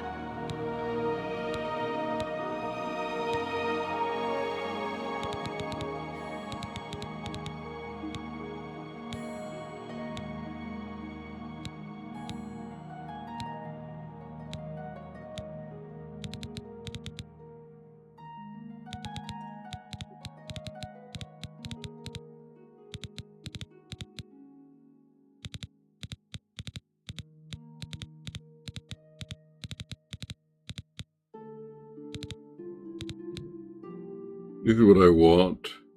1 potion of cure disease. I let that go too cheaply. Another satisfied customer. You too. I'll go so clumsy. Hello. Oh, my fault. Go ahead. What do you want, Trio? Hello, Bosmer. guildmate. Well, I seem to have gotten cured.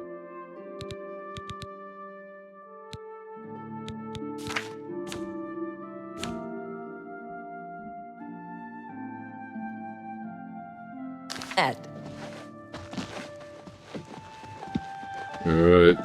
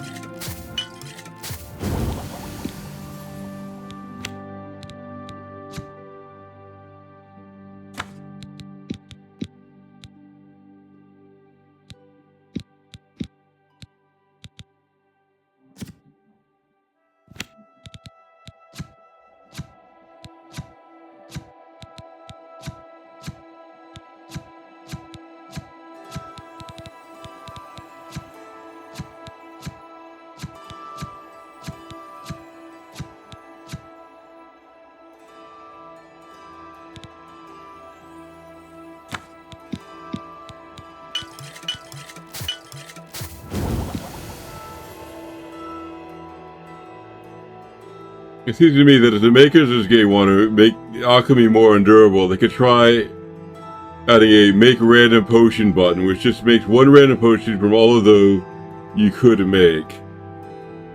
And so the player will first make the potions he wants, and then burn up the rest of his spare ingredients with random potions. So repeatedly pushing the make random potion button. Then you can just sell all those. I think that would make this a little easier to take.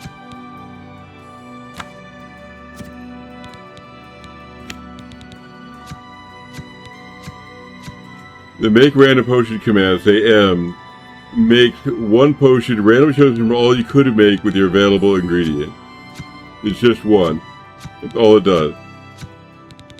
You repeatedly press it to burn off your surplus ingredients.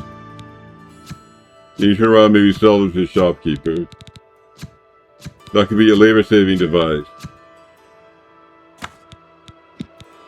M. Make random potion.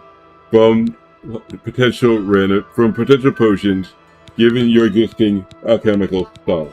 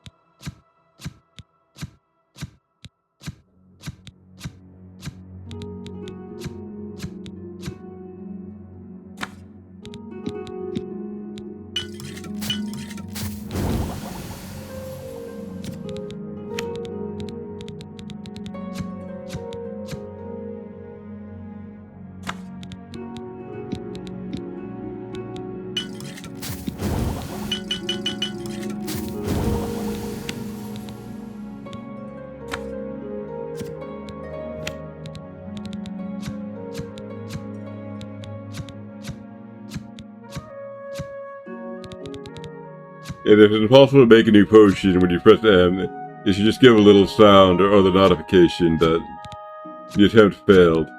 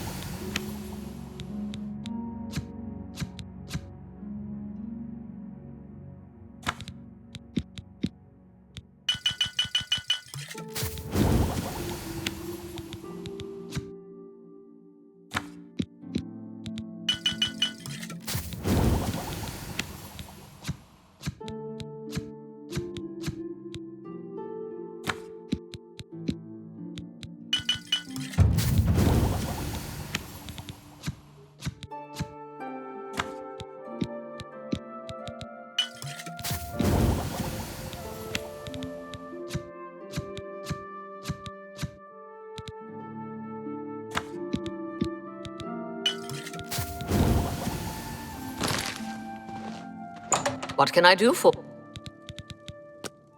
You never know when you might need a good, strong potion. Best to stock up now while you can.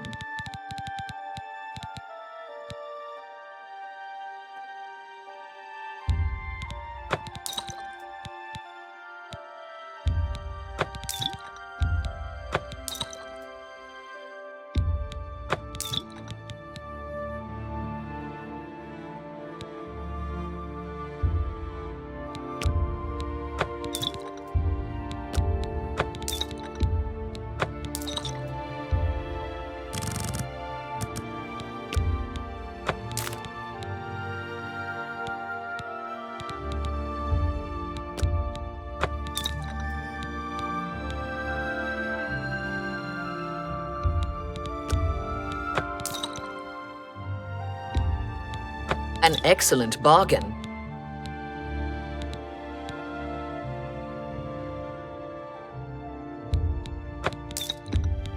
An excellent bargain.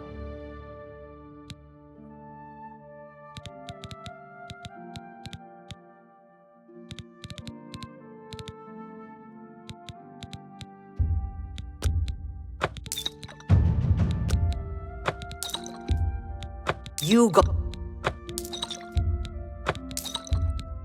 an ex.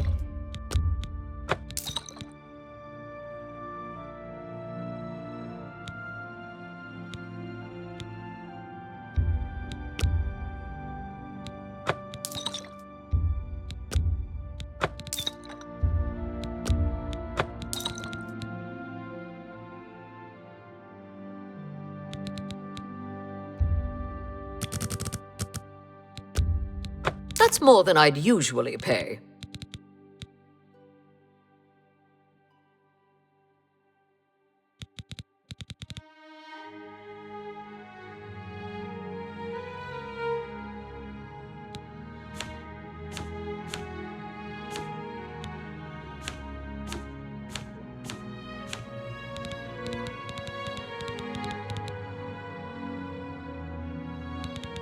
Thank you for your business. Bye.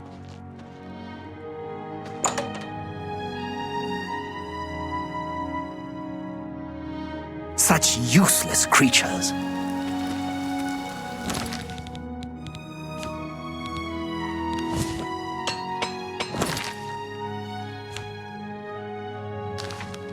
Tidings, citizen. What is it now?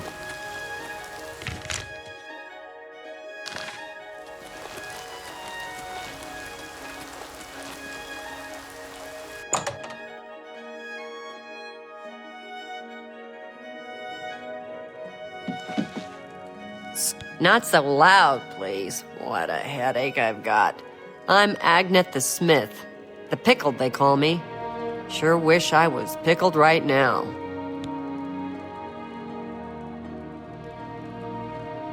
What? Don't waste your flattery on me. Not bad. Whatever you want. So you say. No more. Good one. Yeah, what nonsense!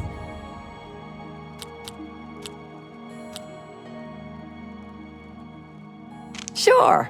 So you don't try. No more. You're sure. That never. Don't talk. I accept. Sure.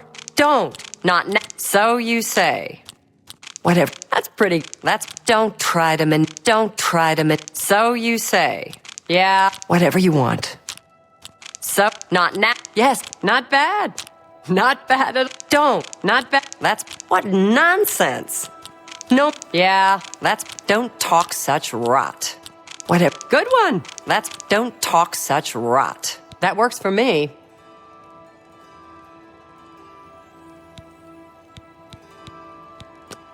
May I interest you in some of my fine wares?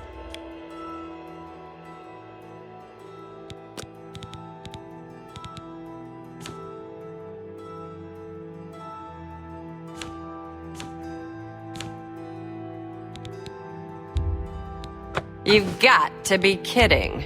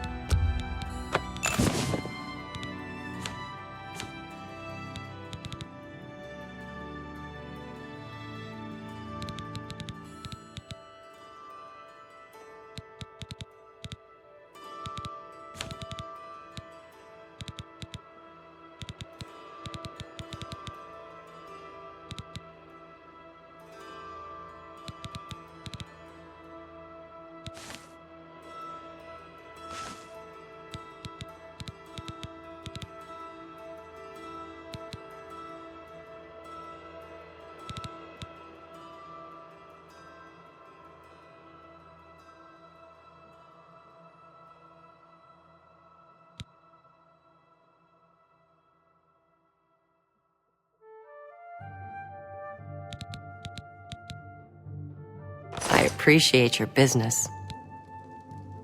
Take care.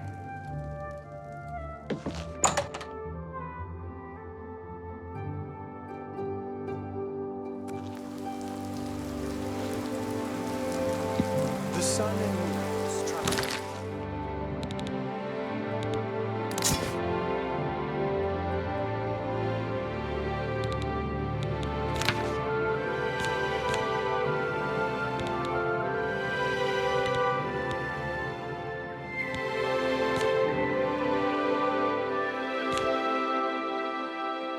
Transform day to night.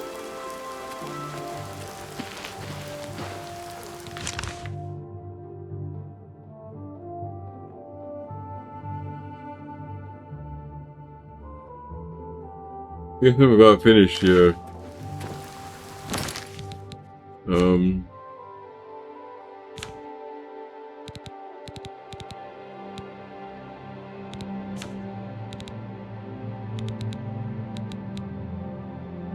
I could go to a bookstore, sell some of these. It's not really necessary. I'm gonna go out and move to the next town. Hello, guildmate. How goes it?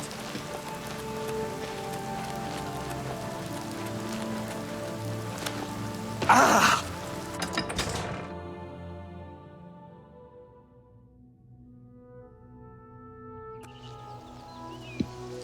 Oh, it's you.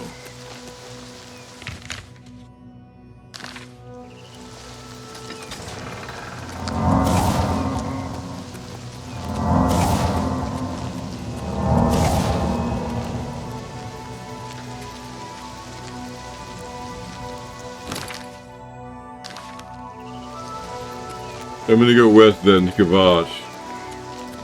And to bypass it, move on to Skingrad. Or Anvil, I mean.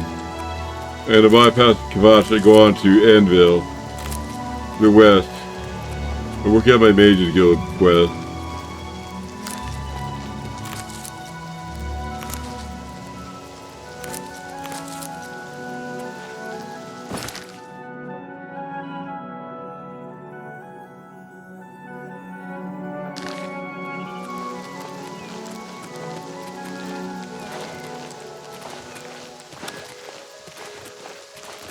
What's that?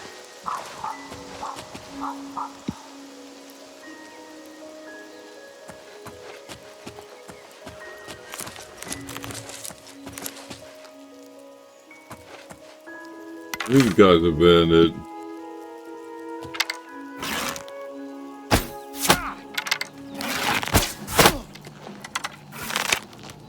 Die, cur!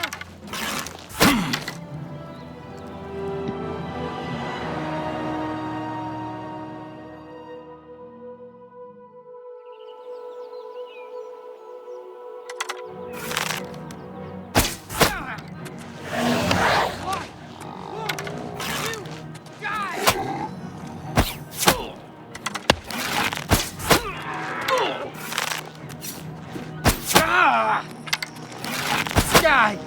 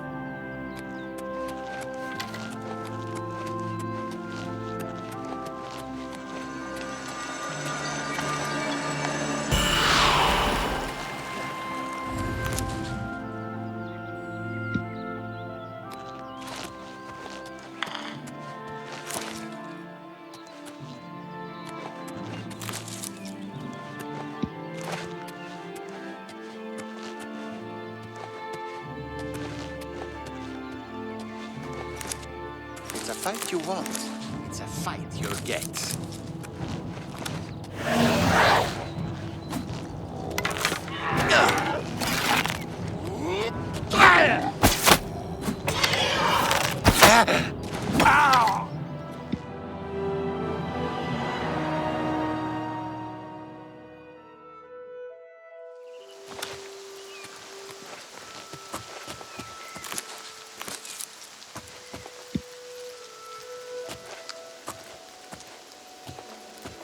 Your presence here will not be tolerated.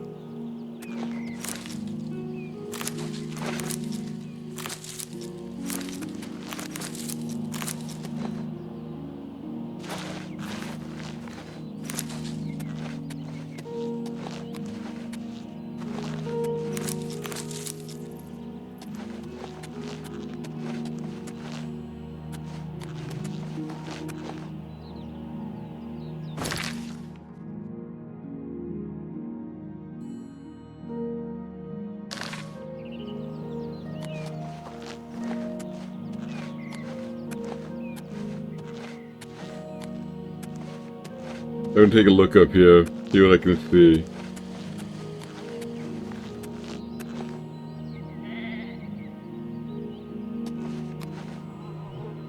The shrine over there I'd like to visit.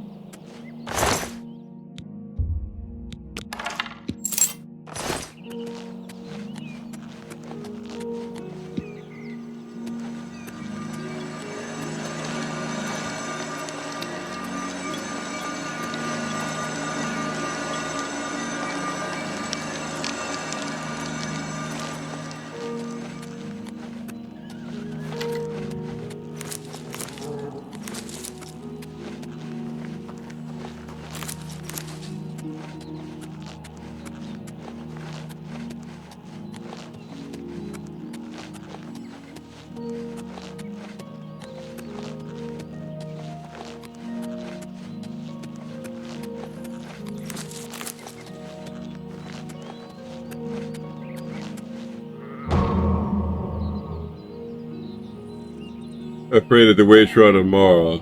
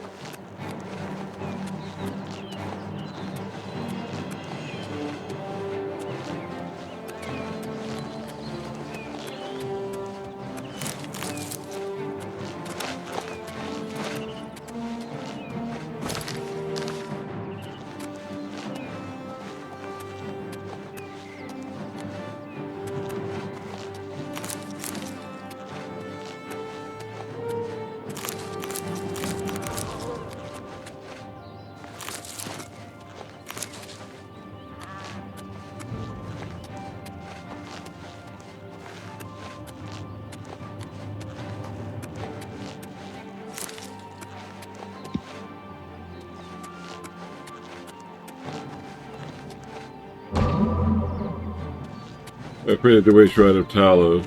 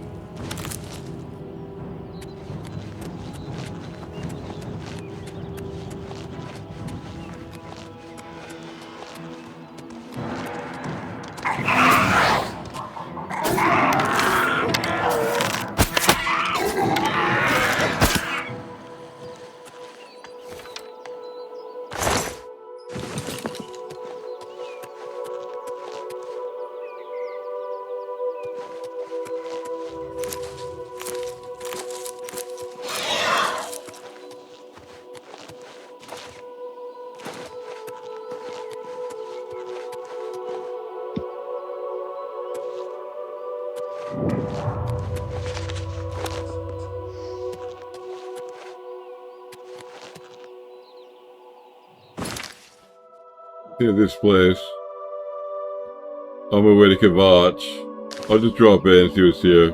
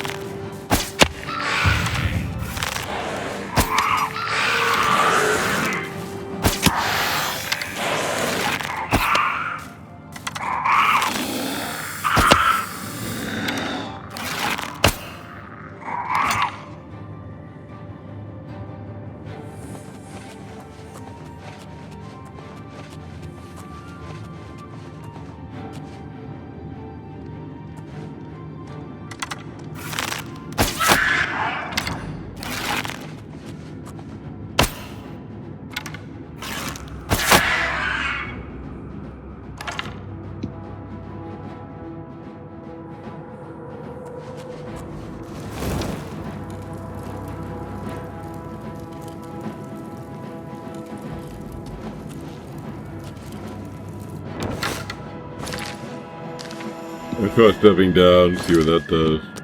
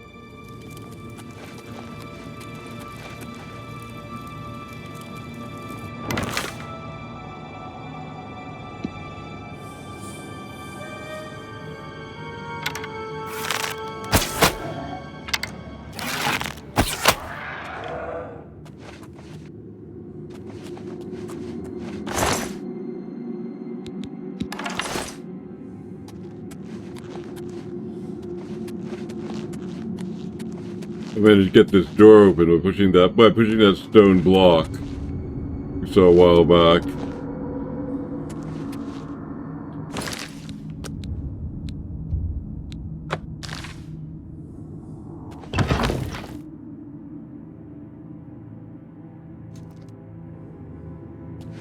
Regarding the difficulty, it's the same as before.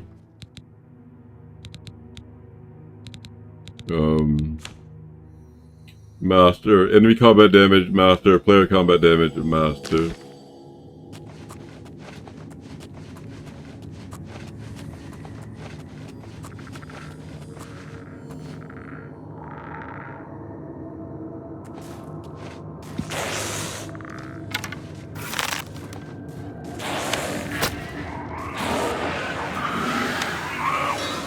It's like there's a war between skeletons and zombies.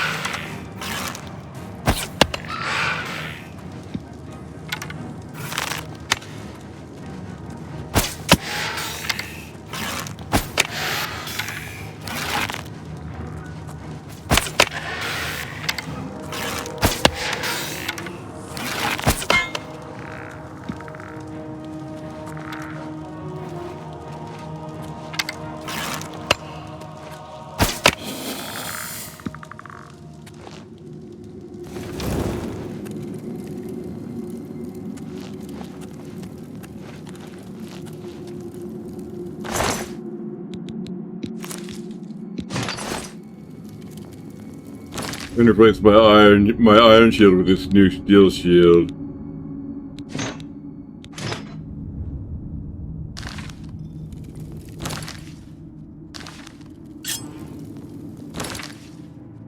That's this one here. I'll just wear this plain silver ring.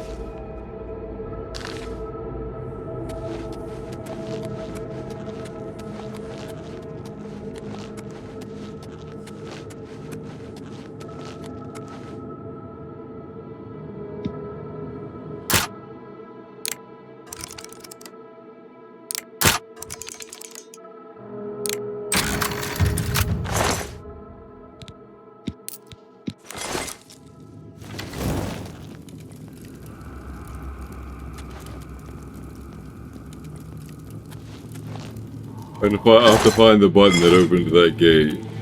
Maybe this one. No.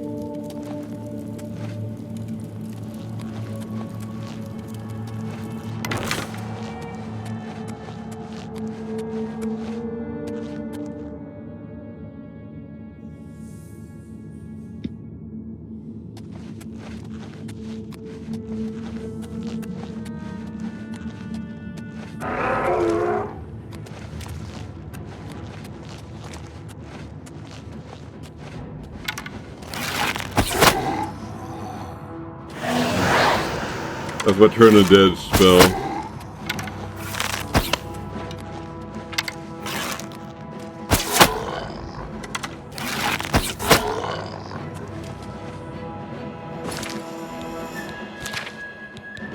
Turn Undead, level 5, 30 seconds. Undead up to level 5 for 30 seconds, I guess it means.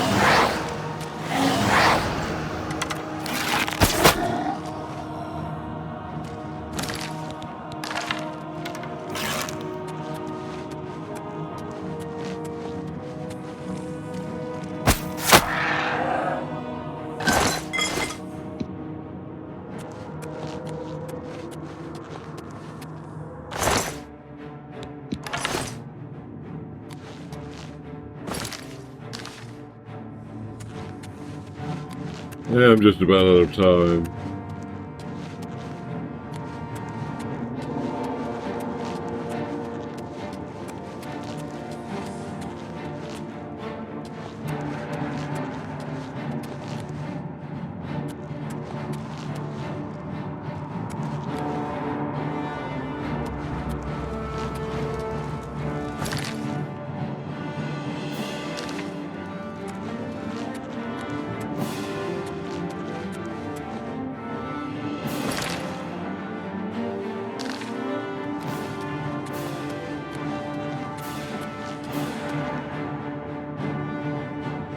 I was gonna read. No, I guess I will.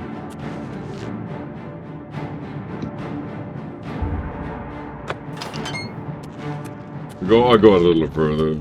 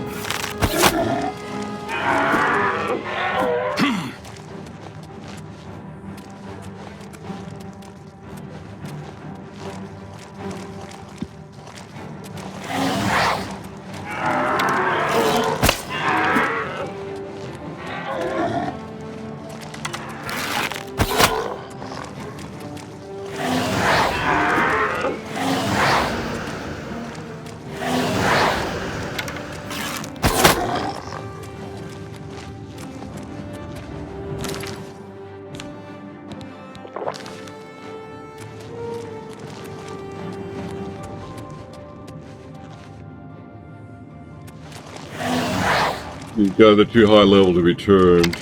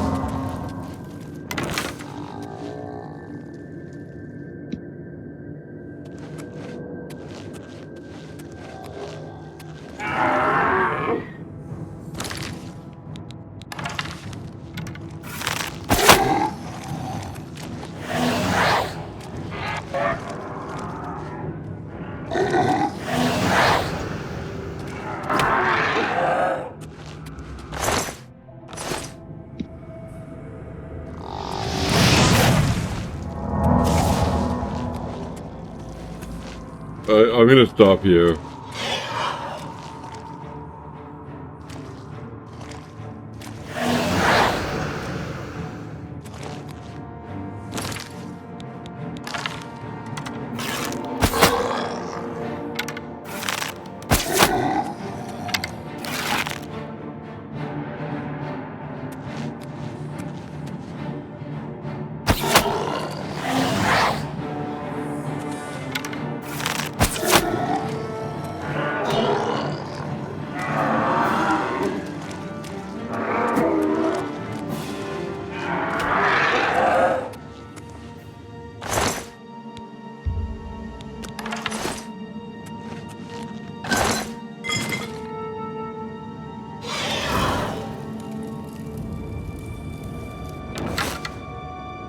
I'm just gonna read little today before I quit.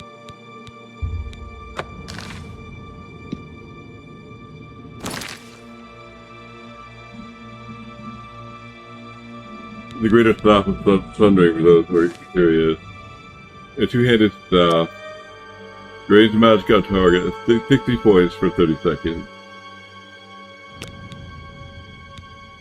That was a major item I got from the king of this place. Now I'm going to read before I quit today, The Warp in the West. The Warp in the West, a report compiled by Oblivion Blades Archivist.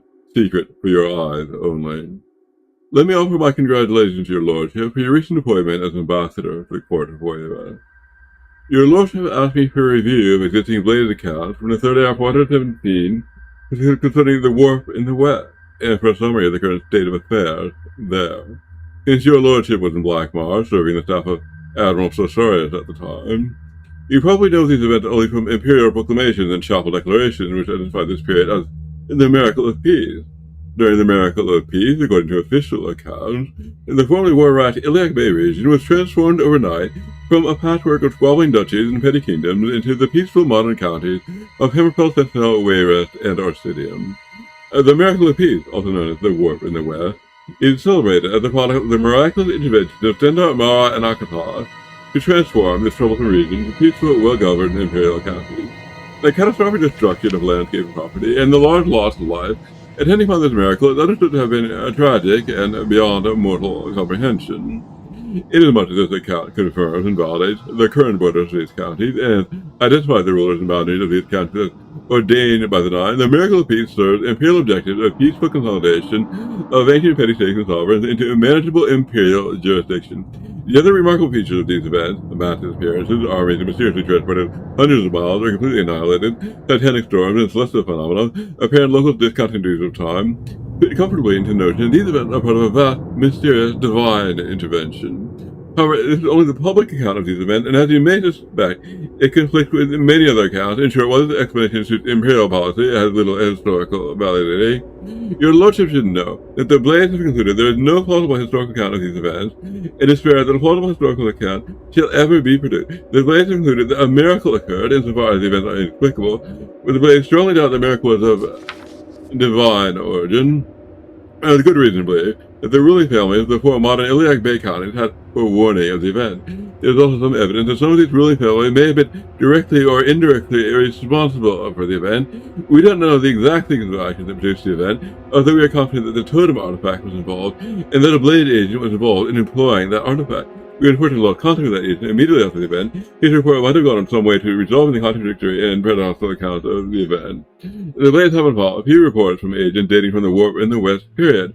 Most of our agents were lost in the initial dislocation, and others were lost in the confusion after the event. I present a few of these reports to give you a general sense of their limitation, including the report of your diplomatic predecessor, Lord Strail. You have had access to other private and rumored accounts of the period.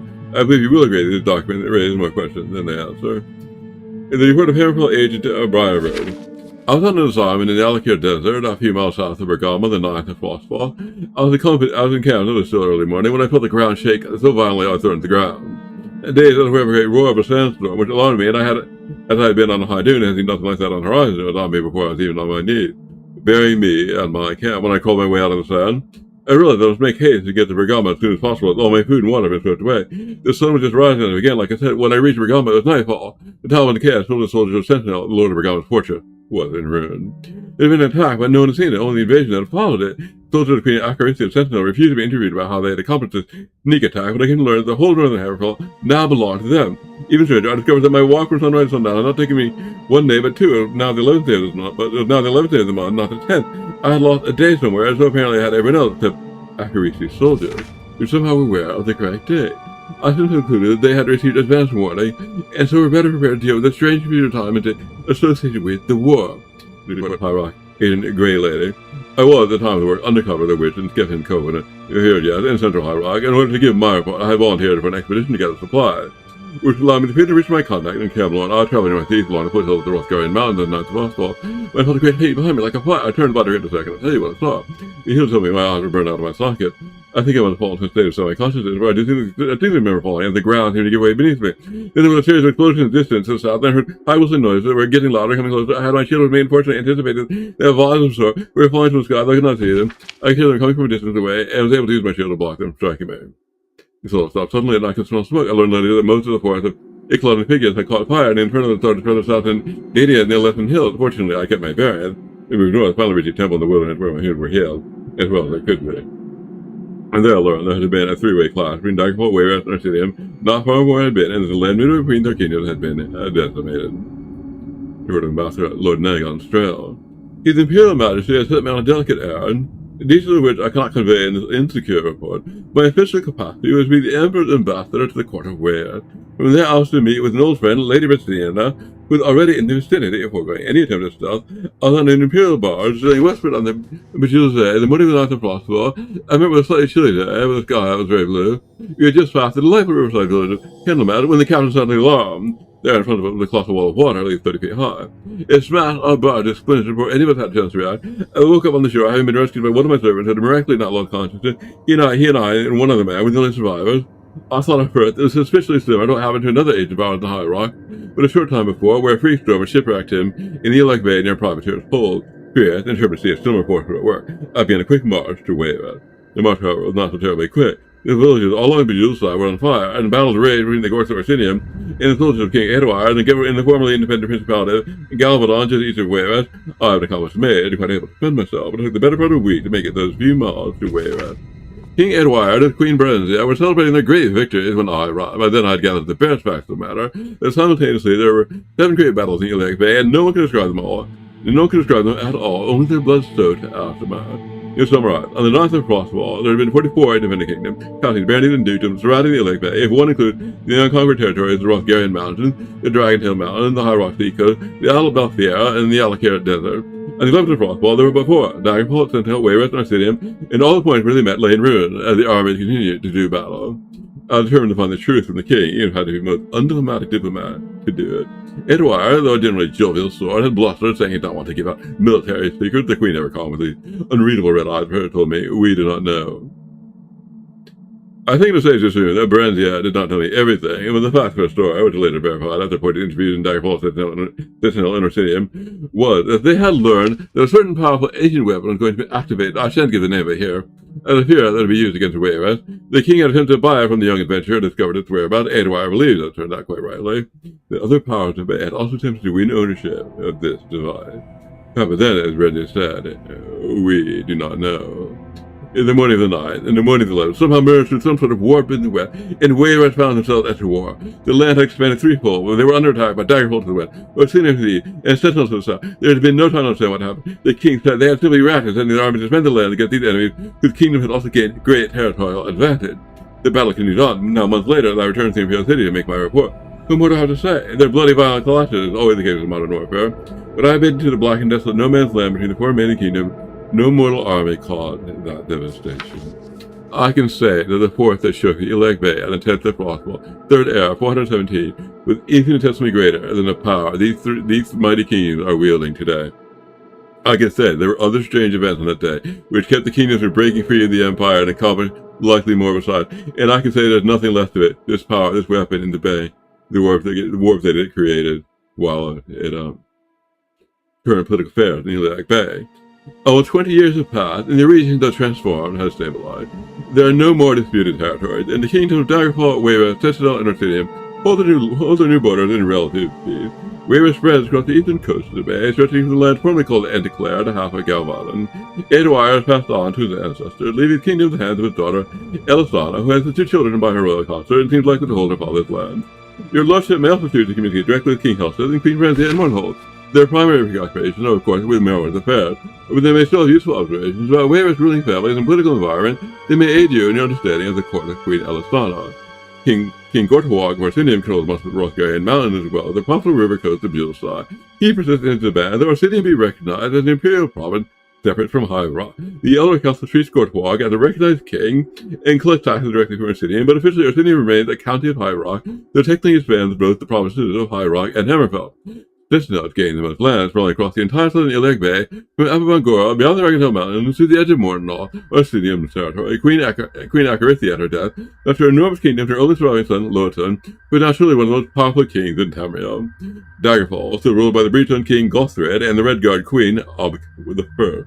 And their land now encompasses all of western High Rock, from the border they share with Waver, set Anticlare to the east, to Icklon to the north. Therefore, Tulina and are most beloved in their realm. If there are other repercussions of the mysterious warp in the west, they have not yet come to our attention in the course of 20 years of observation.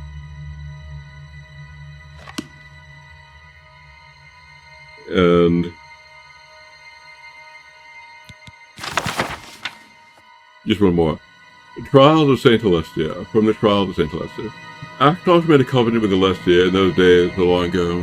He gathered the tangled skeins of Oblivion and knit them fast to the bloody sinews of his heart, and gave them to Celestia, saying, "This shall be my token to you, that so long as your blood and oath hold true, yes, so shall my blood and oath be true to you. And this token shall be the amulet of kings, and the covenant shall be made between us, for I am the king of spirits, and you are the queen of mortals. As you shall stand witness for all mortal flesh, so shall I stand witness for all immortal spirits." And Acros drew from his breast a burning handful of his heart's blood, and he gave it into Alessia's hand, saying, "This shall also be a token to you of our joined blood and pledged faith. As long as you and your descendants shall wear the amulet of a king, then shall this dragon fire burn, in eternal flame, as a sign to all men and gods of our faithfulness. So long as the dragon fire shall burn, to you and to all generations I swear that my heart's blood shall hold fast the gates of oblivion. So long as the blood of the dragons runs strong in her ruler, the glory of the empire shall extend in unbroken years. But should the dragon fires fail, and should no heir of our joined blood wear the amulet of king, then shall the empire descend into darkness, and an even lord of misrule shall govern the land." From the liturgy of the rekindling of the dragon fire.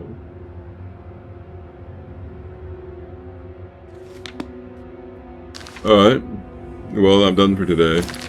I'm David E. from Larkin. This video should appear around 6 p.m. today. And my next video will appear 6 p.m. on Friday. This is August 19th, 2026, Wednesday. That's all for now.